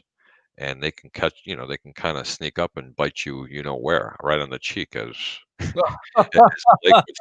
I had to drop that now 3 times for you, Blake. We love you, man. You did. But on the yes portion of it, I'd rather have them play a team like Green Bay or New Orleans, because I'm going to tell you why. Because when you can beat up on a lowly Washington team, you can get a little overconfident going into your next game. Okay. So now if you do play a very physical game and you now beat a team that was equivalent as you, you have that confidence because you've beaten probably the best team, if not the second best team in the NFC. So I kind of weigh it 50-50. I probably lean toward the second part of my explanation. I think I'd rather have them playing a Green Bay or a New Orleans just for the fact of saying, hey, let's make a statement. This is who we are. You don't want to have to make a statement against Washington because everybody's still going to question it. Well, yeah, but I also want this team to stay hot, and I feel like their offensive execution, even though it is a tough defense, I still feel like level talent-wise, the Bucs can continue this momentum, as you would talk about the Mo. Baby, Mo. Mo money, more money, more problems. Hopefully it's not like that tomorrow night. Come on, guys. SMB is a bad player. I don't necessarily know he's a bad player. I think he's I think he's what Harry says he is. He's very aggressive. He's had his points this year when he's lost technique. And he's been very inconsistent, but there are times where last week he creates a turnover. He's definitely stepped up, and he's going to have to step up this week with the back end because Carlton Davis is coming back. But again, you have more options with the Carlton Davis coming back and an SMB, and of course, the Jamal Dean. I like the chances of this Tampa Bay back end versus this Washington offense. They don't have a lot of big plays in the Bucs defense, as we talked about. Don't give up a lot of big plays. Is Deshaun Tisdale still going to do a show? I wasn't sure if he did one last night, but I would assume he would. Maybe there was some tech problems, not sure, but I would definitely think he's going to do a show here. And I think you should save Mike for the next round. We are good with the wide receivers to beat Washington. I agree with you on that, but it is Mike Evans. He is a warrior. He played in the first game with a hamstring injury versus the Saints. Was he that effective? He drew a pass interference penalty, and those are the kind of hidden yards that, Harry, you kind of take for granted, but there are big parts in this game where that could definitely change the complexion of the game. I agree with you 100% regarding that. he does give you those hidden yards, especially when he's going deep on passes and he's like playing basketball and posting up on a defender. There's a lot of pass interference plays called on the defenses when they're having to guard Mike Evans, but I don't know if they really should play him. And I wish I was at the game to be able to see him do his warm-ups, because if he looks even this much hesitant, I wouldn't play, even no matter how much he's crying to Yeah. get into the game. I just wouldn't play him just for those reasons. He's too valuable down the stretch in the playoffs if they, in fact, are gonna get by the Washington, which they should, and make a deep run into the playoffs. But if they do, I think they're going to have him on a pitch count. I really do. I can't see them letting him play 2/3 of the snaps. If they do, then that injury that he suffered last week was smoke and mirrors. But you and I both seeing it. That knee wasn't supposed to go in that direction. No, no. I had a former co-host, Sean the Sports Don, who loves Mike Evans. He said, I can't watch this game anymore. And I said, just relax. It looks worse than it was. He looks like he's going to play in the Bucs time 12. Mike is going to play. We knew that. Laugh out loud. Well, I think watching that replay, a lot of fans didn't think he was going to play in this game, let alone they thought he was going to be out for the season. Knock on wood, he's not. Any lines in these playoff games, and of course, the start tomorrow with Buffalo and the Colts, and I can't wait. Any lines that have changed, anything, any of your opinions about these games have changed a little bit? Go ahead and take us inside of Vegas a little bit here, my professional handicapper. Well, let's go back to the Indy and Buffalo. I told you that the Buffalo Bills right now are minus 7 points, and the total's 51. I didn't really. I mean, do I like Buffalo at minus 7? Yeah, but I'd be a little more excited if it came down a little bit to like 6 or 6.5. So I'm going to probably shy away from that game. Tampa Bay at Washington. I'm still looking for it to drop a half a point. It's still 8-45. Baltimore, Tennessee, still 3.5 and 54.5, which I do like the under in that game. But if you have to bet one side of the teams, I'd say Tennessee, getting the 3.5 points at home, because everybody that knows me knows that I love home underdogs. Chicago and New Orleans, this line just went to 10. And just less than 2 minutes ago, I made a very substantial wager on the Chicago Bears getting 10 points at the New Orleans Saints. It finally, like I've been begging and clamoring all week long, this line's going to keep climbing. There's reasons for it, and I'll get to that in just a second. Cleveland at Pittsburgh, I do like Cleveland getting the 6 points at Pittsburgh, and that totals 47.5.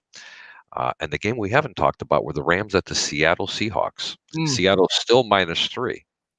Well, it's still sitting at 3 points.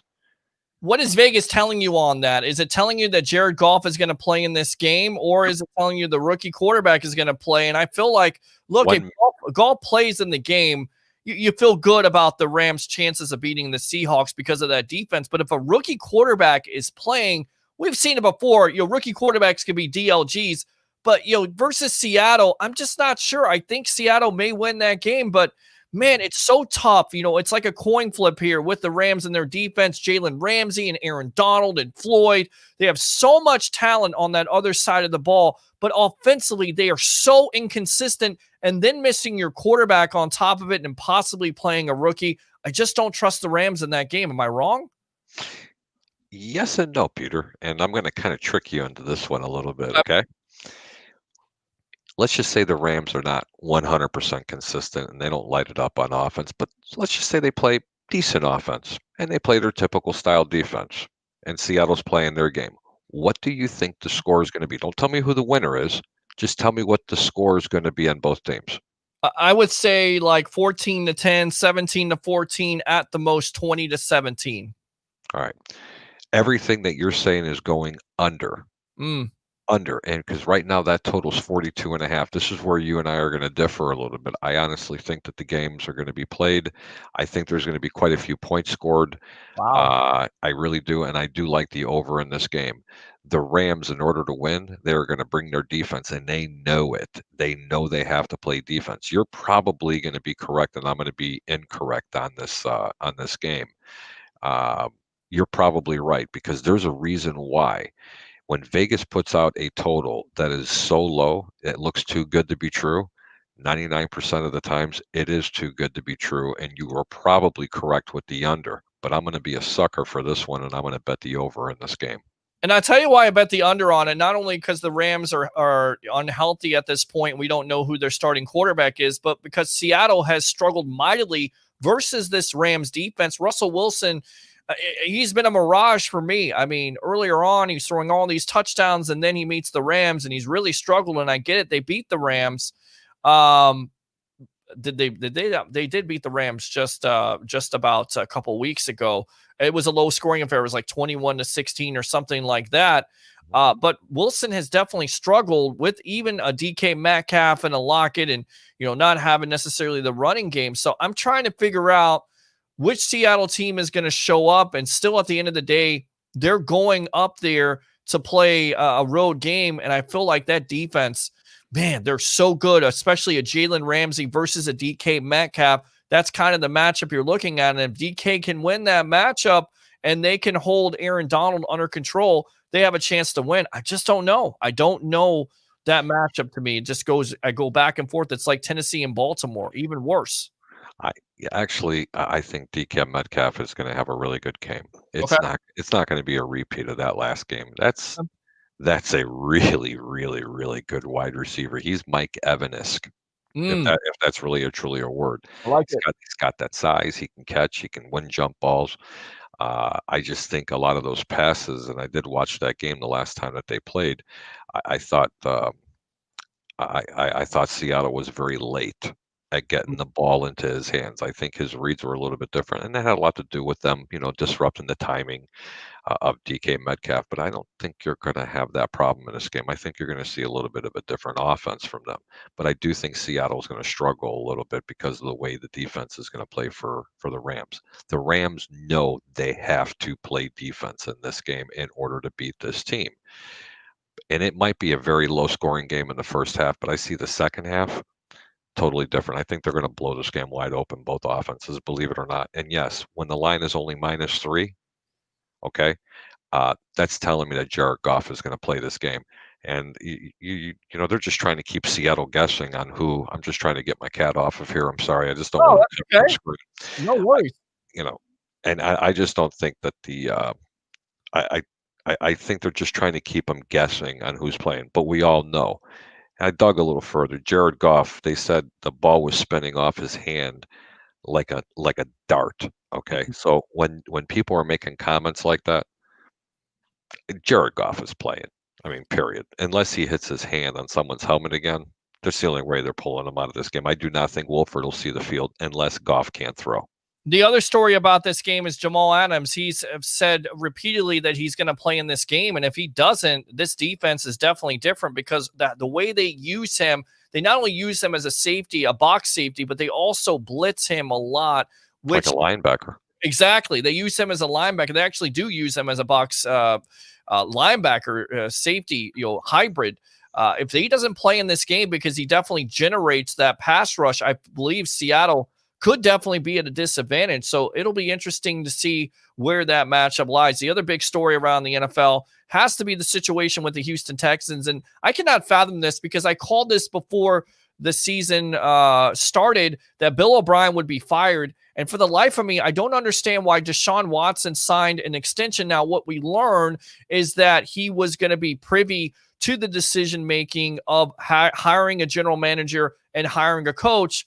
Well, he just tweeted out the other day, same old stuff, paraphrasing about the Texans. He's unhappy. Talk is he wants to be traded. So over under here, percentage, give me some percentage points here, Harry the Greek, my professional handicapper, of the Texans trading him. Do they have to trade him at this point, or do they have an unhappy quarterback on their hands?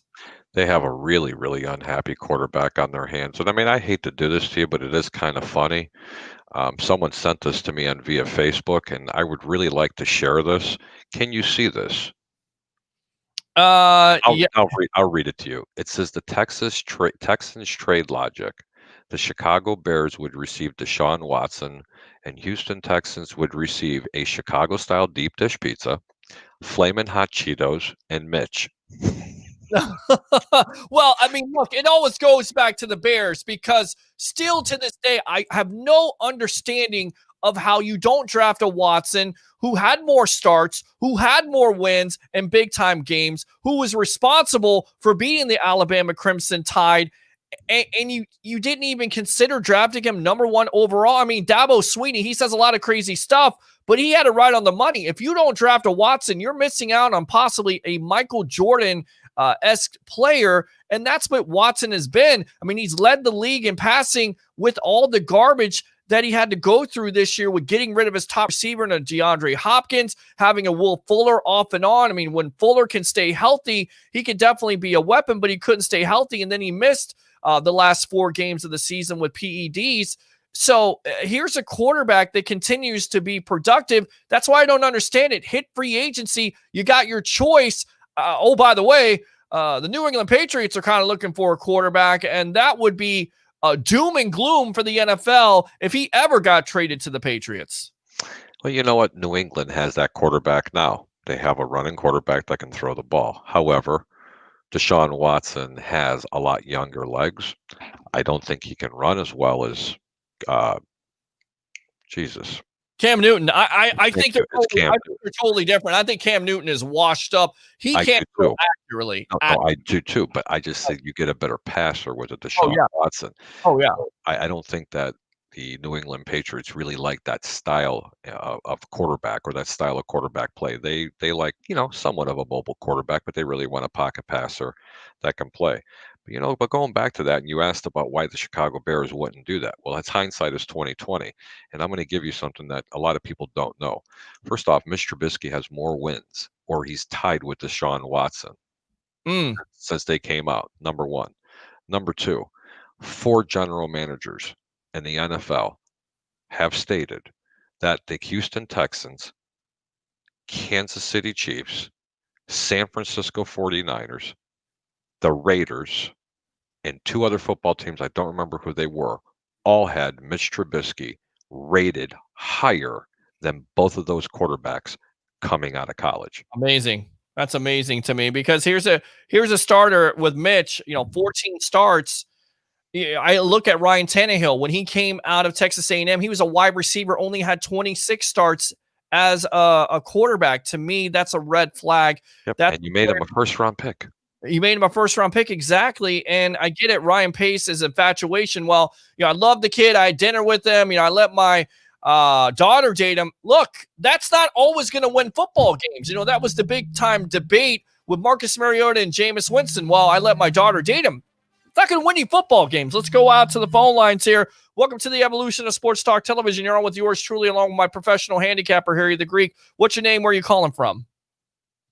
Hey, Pete, it's Ron. What's going on, Ron? How you doing, bud? Hey, man, how are you? What's up, Harry? How are you, sir?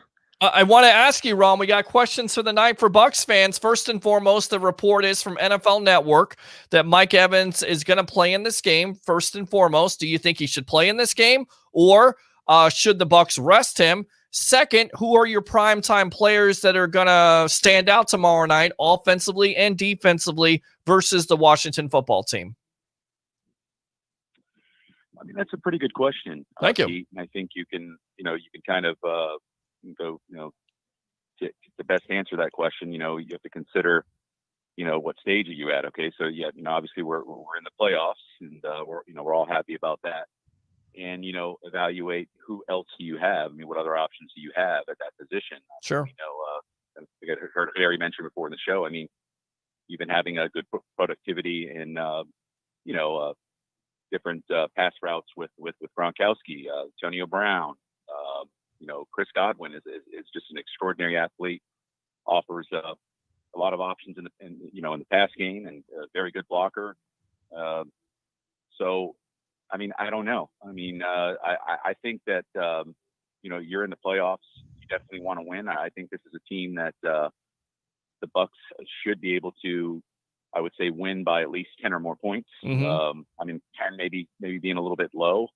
But as far as Evans playing, I think if he truly feels himself that he is ready to go, and he doesn't, he feels like he's enough of a percentage to go, I guess I say, let him play. But then there's a flip side to that, I guess, too. I mean, You're in the first round of the playoffs.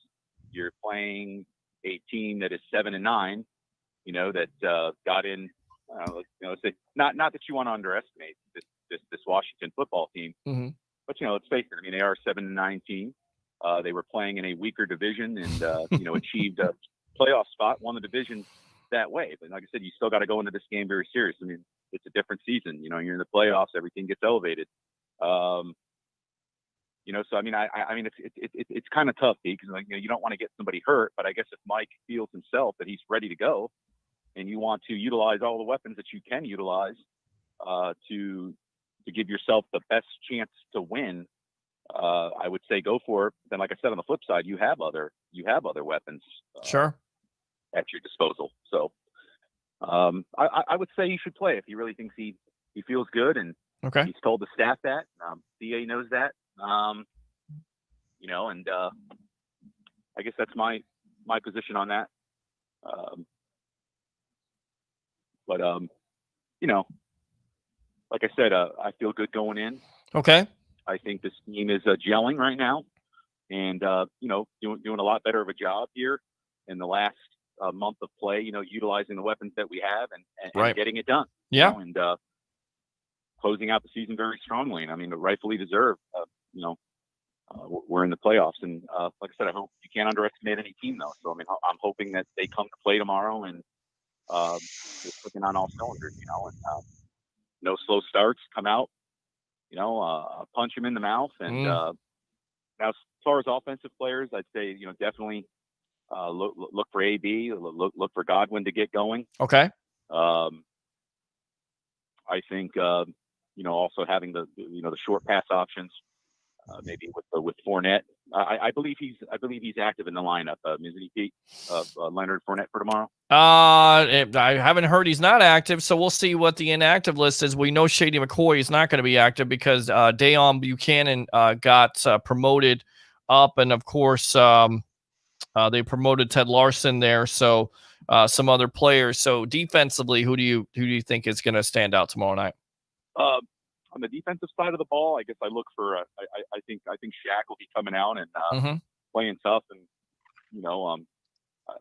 like to think that he can affect the pass rush and get in there and put some pressure on Alex Smith. JPP in there. Well, you got to give me one player. I told you one player, Ron. You got to give me one player. One player, buddy. One player. Yeah, man. I say Shaq. Okay, I think Shaq. He's going to come out and play tough. Okay, I like it. I like it. I like that pick. I like it a lot. So you're going to give me a prediction on the score, or are you going to wait till tomorrow, Ron? I guess I can go out and give a prediction here. I say the Bucs win this game 34-17. 34-17. All right, Ron. I like it. Let me go ahead and fire those cannons really quick. All right, my friend. So we'll be at the Deck Bar and Grill in Isla del Sol starting at 6 o'clock for your pregame show. So definitely tune in, man. And I appreciate the call. All right, boss? I'll probably come out and see you guys tomorrow. Maybe, get on with you guys. Absolutely. Hey, if you don't mind, I'd like to ask Harry the Greek something. Hey, Harry. Yeah, go for it. Can you just give me some quick feedback, Harry? So, because I know that you follow the Bears over the years. What was your take and maybe reasoning behind the whole Mitch Trubisky thing? Because I kind of wasn't very knowledgeable on exactly what happened, but why do you think they chose to kind of pull him earlier on and go with Foles? And I know that they drafted him and things didn't go as well as they had wanted to. But then, like I said, you put the draft in the guy, you make him your guy. And I guess I don't know why do you think it was kind of something Nagy giving up on him, or they just weren't seeing what they thought they weren't seeing enough? And I mean, what's your take on that whole thing with the quarterback situation there in Chicago? All right. That's a great question. First off, he wasn't Matt Nagy's guy. When they did draft him, to the first part of your question, they really fell in love with him, as a whole bunch of other teams in the National Football League did as well. And I alluded to the fact that that a lot of teams had him ranked. Actually, the three teams that I did mention actually had him ranked higher than both Patrick Mahomes and Deshaun Watson. The knock on Trubisky, although they thought he was an NFL-ready quarterback, because of the system that he played in at North Carolina, was that he just didn't have enough games. And in the first year under John Fox was very, very cautious with him, and they seen a lot of deficiencies with his game. With, for instance, reading defenses. Well, that comes with experience, especially at the collegiate level, as you would know. When you're only playing 1 year and you only played 10 or 12 games in your entire college career, or actually starting, that could be very troublesome, especially trying to get ready for the speed, of the National Football League.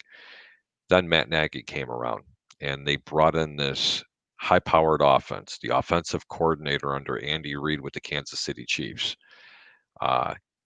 By the way, which Kansas City was interviewed Mitch Trubisky not once, twice, but 3 times. Wow. 3 times. Okay. And if everybody remembers correctly, Chicago moved up 1 spot to get Mitch Trubisky. And it wasn't a smokescreen because both Houston and Kansas City were going after him. Okay. Chicago would have been just fine with, Patrick Mahomes and or Deshaun Watson at that point as well. If you remember correctly, in the first year under Nagy's offense, Mitch Trubisky took the Chicago Bears to the playoffs. Well, there was a multitude of reasons for it. One, the NFC North hasn't seen quite the offense the way they were bringing it, because when you think of Chicago football, you think of 2 things. You think of very hard-nosed defense and running the football, and I'm sure you would agree. Now you have a quarterback that can not only pass the ball, but he passes the ball very well on the run. But teams really didn't get to see Mitch Trubisky under center because over 60% of the plays in that second year, they were moving him out of the pocket. Well, in year 3, Matt Nagy said, well, we're going to have enough of that. We're going to run the offense the way I want to. And this is when everything started to spiral down. They kept Mitch Trubisky under center, out of the shotgun, not in the shotgun, and they primarily used him as a pocket passer, and he was creating plays on his own when he couldn't read the defense, and he was getting confused because defenses were confusing him, and they weren't really narrowing that playbook. So he took it upon himself to start rolling out on his own, and it was kind of messing things up, and that's when the erratic mistakes would happen, and that's when he started his regression. This year, they brought in Nick Foles, and they paid a ton of money for him. And everybody saw the writing on the wall that they were going to wait to pull the plug. Mind you, the Chicago Bears had a winning record. It was either 4-1 or 5-1, and they were going into the Atlanta Falcons. Good point. And they were winning. And Mitch Trubisky threw an ill-advised pass, and they jerked him off the field, and he sat him down. They put in Nick Foles. Fast forward 5 or 6 weeks, Chicago loses 5 or 6 games in a row. I think Foles might have won a game or 2 in there, whatever. And the one thing you can say about Mitch Trubisky, he never once complained, offered any criticism, interviewed multiple times, was the consummate professional, and he's supposed to be your franchise quarterback. He was the future of the Chicago Bears, and all he said was, I just want to support him. Matt Nagy decided, oh my God, my job is on the line. And I'm going to tell you something. 2 weeks before they decided to bring Mitch Trubisky back, I forgot who they were playing, and I think I said this on Peter's show. Mm-hmm. The management and the fans were clamoring for Mitch to come back. Okay? Because they said the season wasn't over. And they were putting pressure on Matt Nagy. It was the 3rd quarter in the game. And Matt Nagy sends in Trubisky, okay, with a decimated offensive line for 1 play. And get this, they called him for a naked bootleg to the left. No protection. And he got clobbered and hurt his shoulder on that play. Matt Nagy turns around and looks in the upper deck of the stands into the press box where the GM was at, and he goes, there's your 1 play. There's your 1 play. Oh, man. 1 week later, after he healed, because I believe it was a bye week, they brought him back in. They anointed him to becoming the starter. The play calling still wasn't that good. They were trying to keep Mitch under center, and they said, okay, Bill Lazor, you're going to go ahead and call the offensive plays. Since then, I think they peeled off quite a few wins. averaging about 250 yards a game, about 30 yards on the ground with his legs. They've got him moving and rushing out of the pocket. They're narrowing the field for him. Oh, and guess what? Instead of throwing the ball 45 times a game, they got this guy in the backfield by the name of Devin White. I'm sorry, not Devin White. I'm sorry. David Montgomery. David Montgomery, who's averaging about 140 yards a game in his last 5 games and scored a TD in each consistent game. That's a recipe of winning football. And about 30 to 35 points a game in our last 5 games with him under center. Oh, and last but not least, I think he's got like 15 or 18 touchdown passes and I think like 6 or 7 interceptions.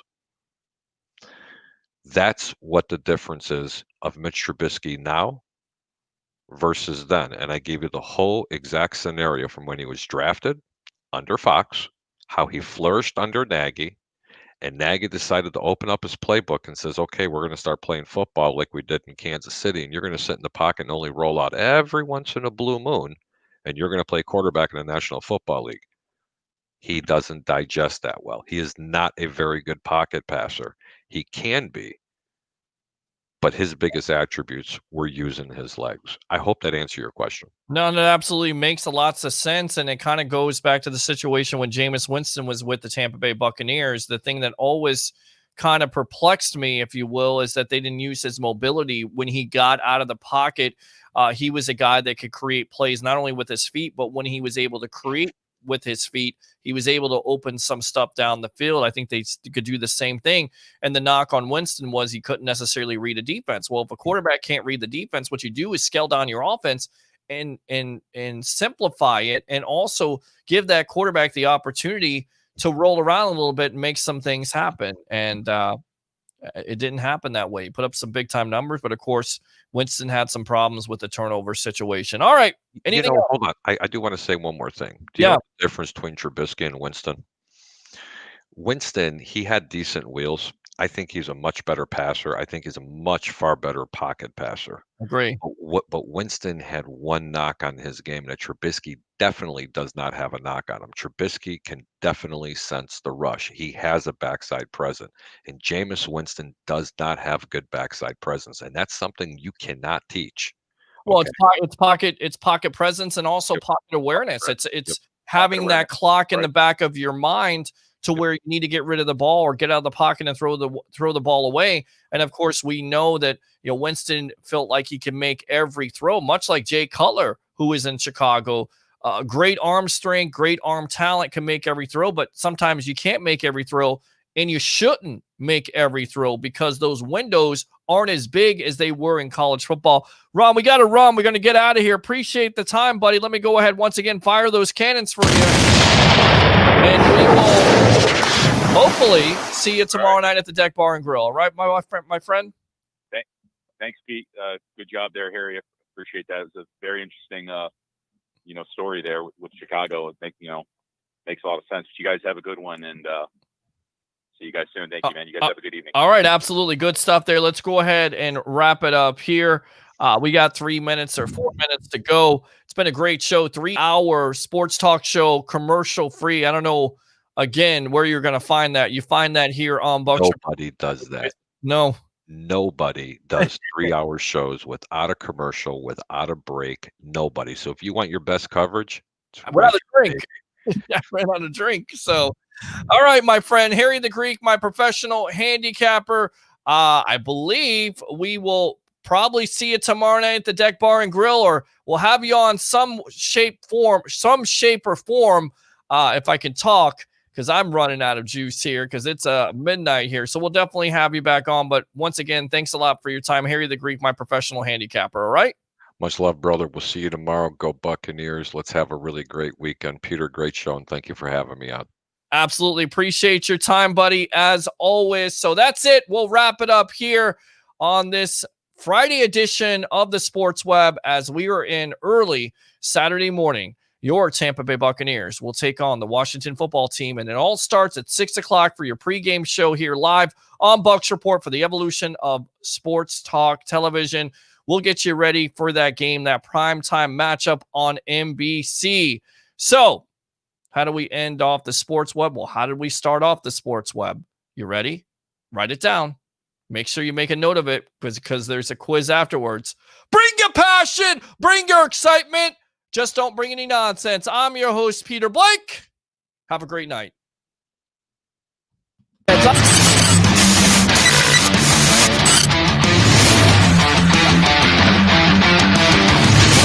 you shut up and be quiet?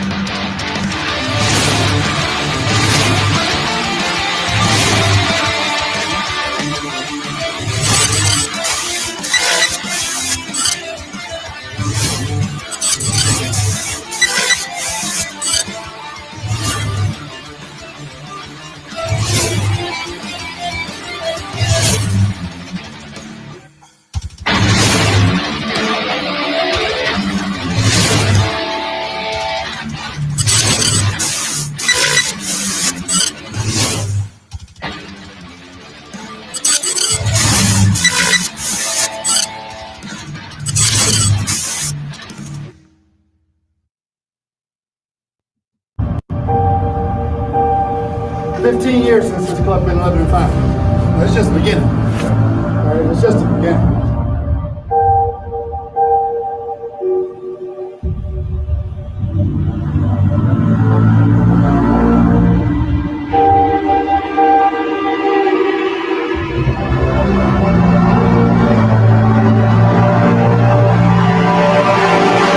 First time in 13 years, the Tampa Bay Buccaneers are headed to the NFL playoffs. Play 100. Have your man back. I got your back. You feel? I take the ground for you. I got your back. I got your back on that. Let's go. Hey, dude, let's get started, man. We'll wait. Turn up. And now, hey, everybody, man, let's have your brothers back, man. Because that's what we're playing for. All right? Hey. Bang the brothers on 3. 1, 2, 3. Next up, playoffs, baby. You coming. We're coming.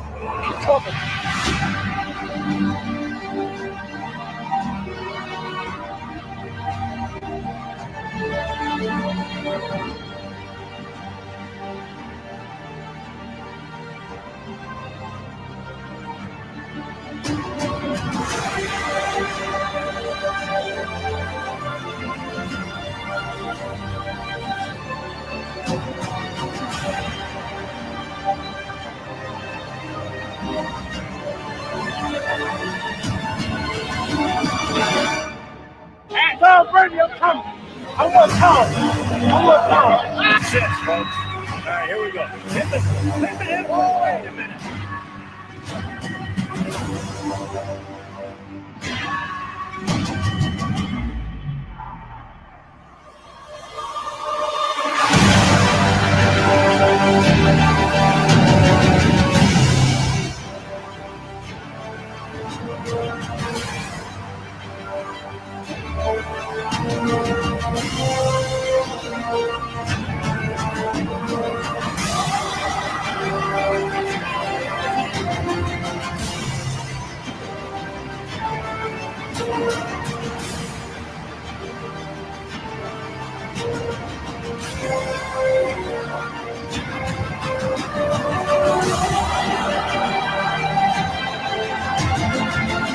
Touchdown, Tampa Bay!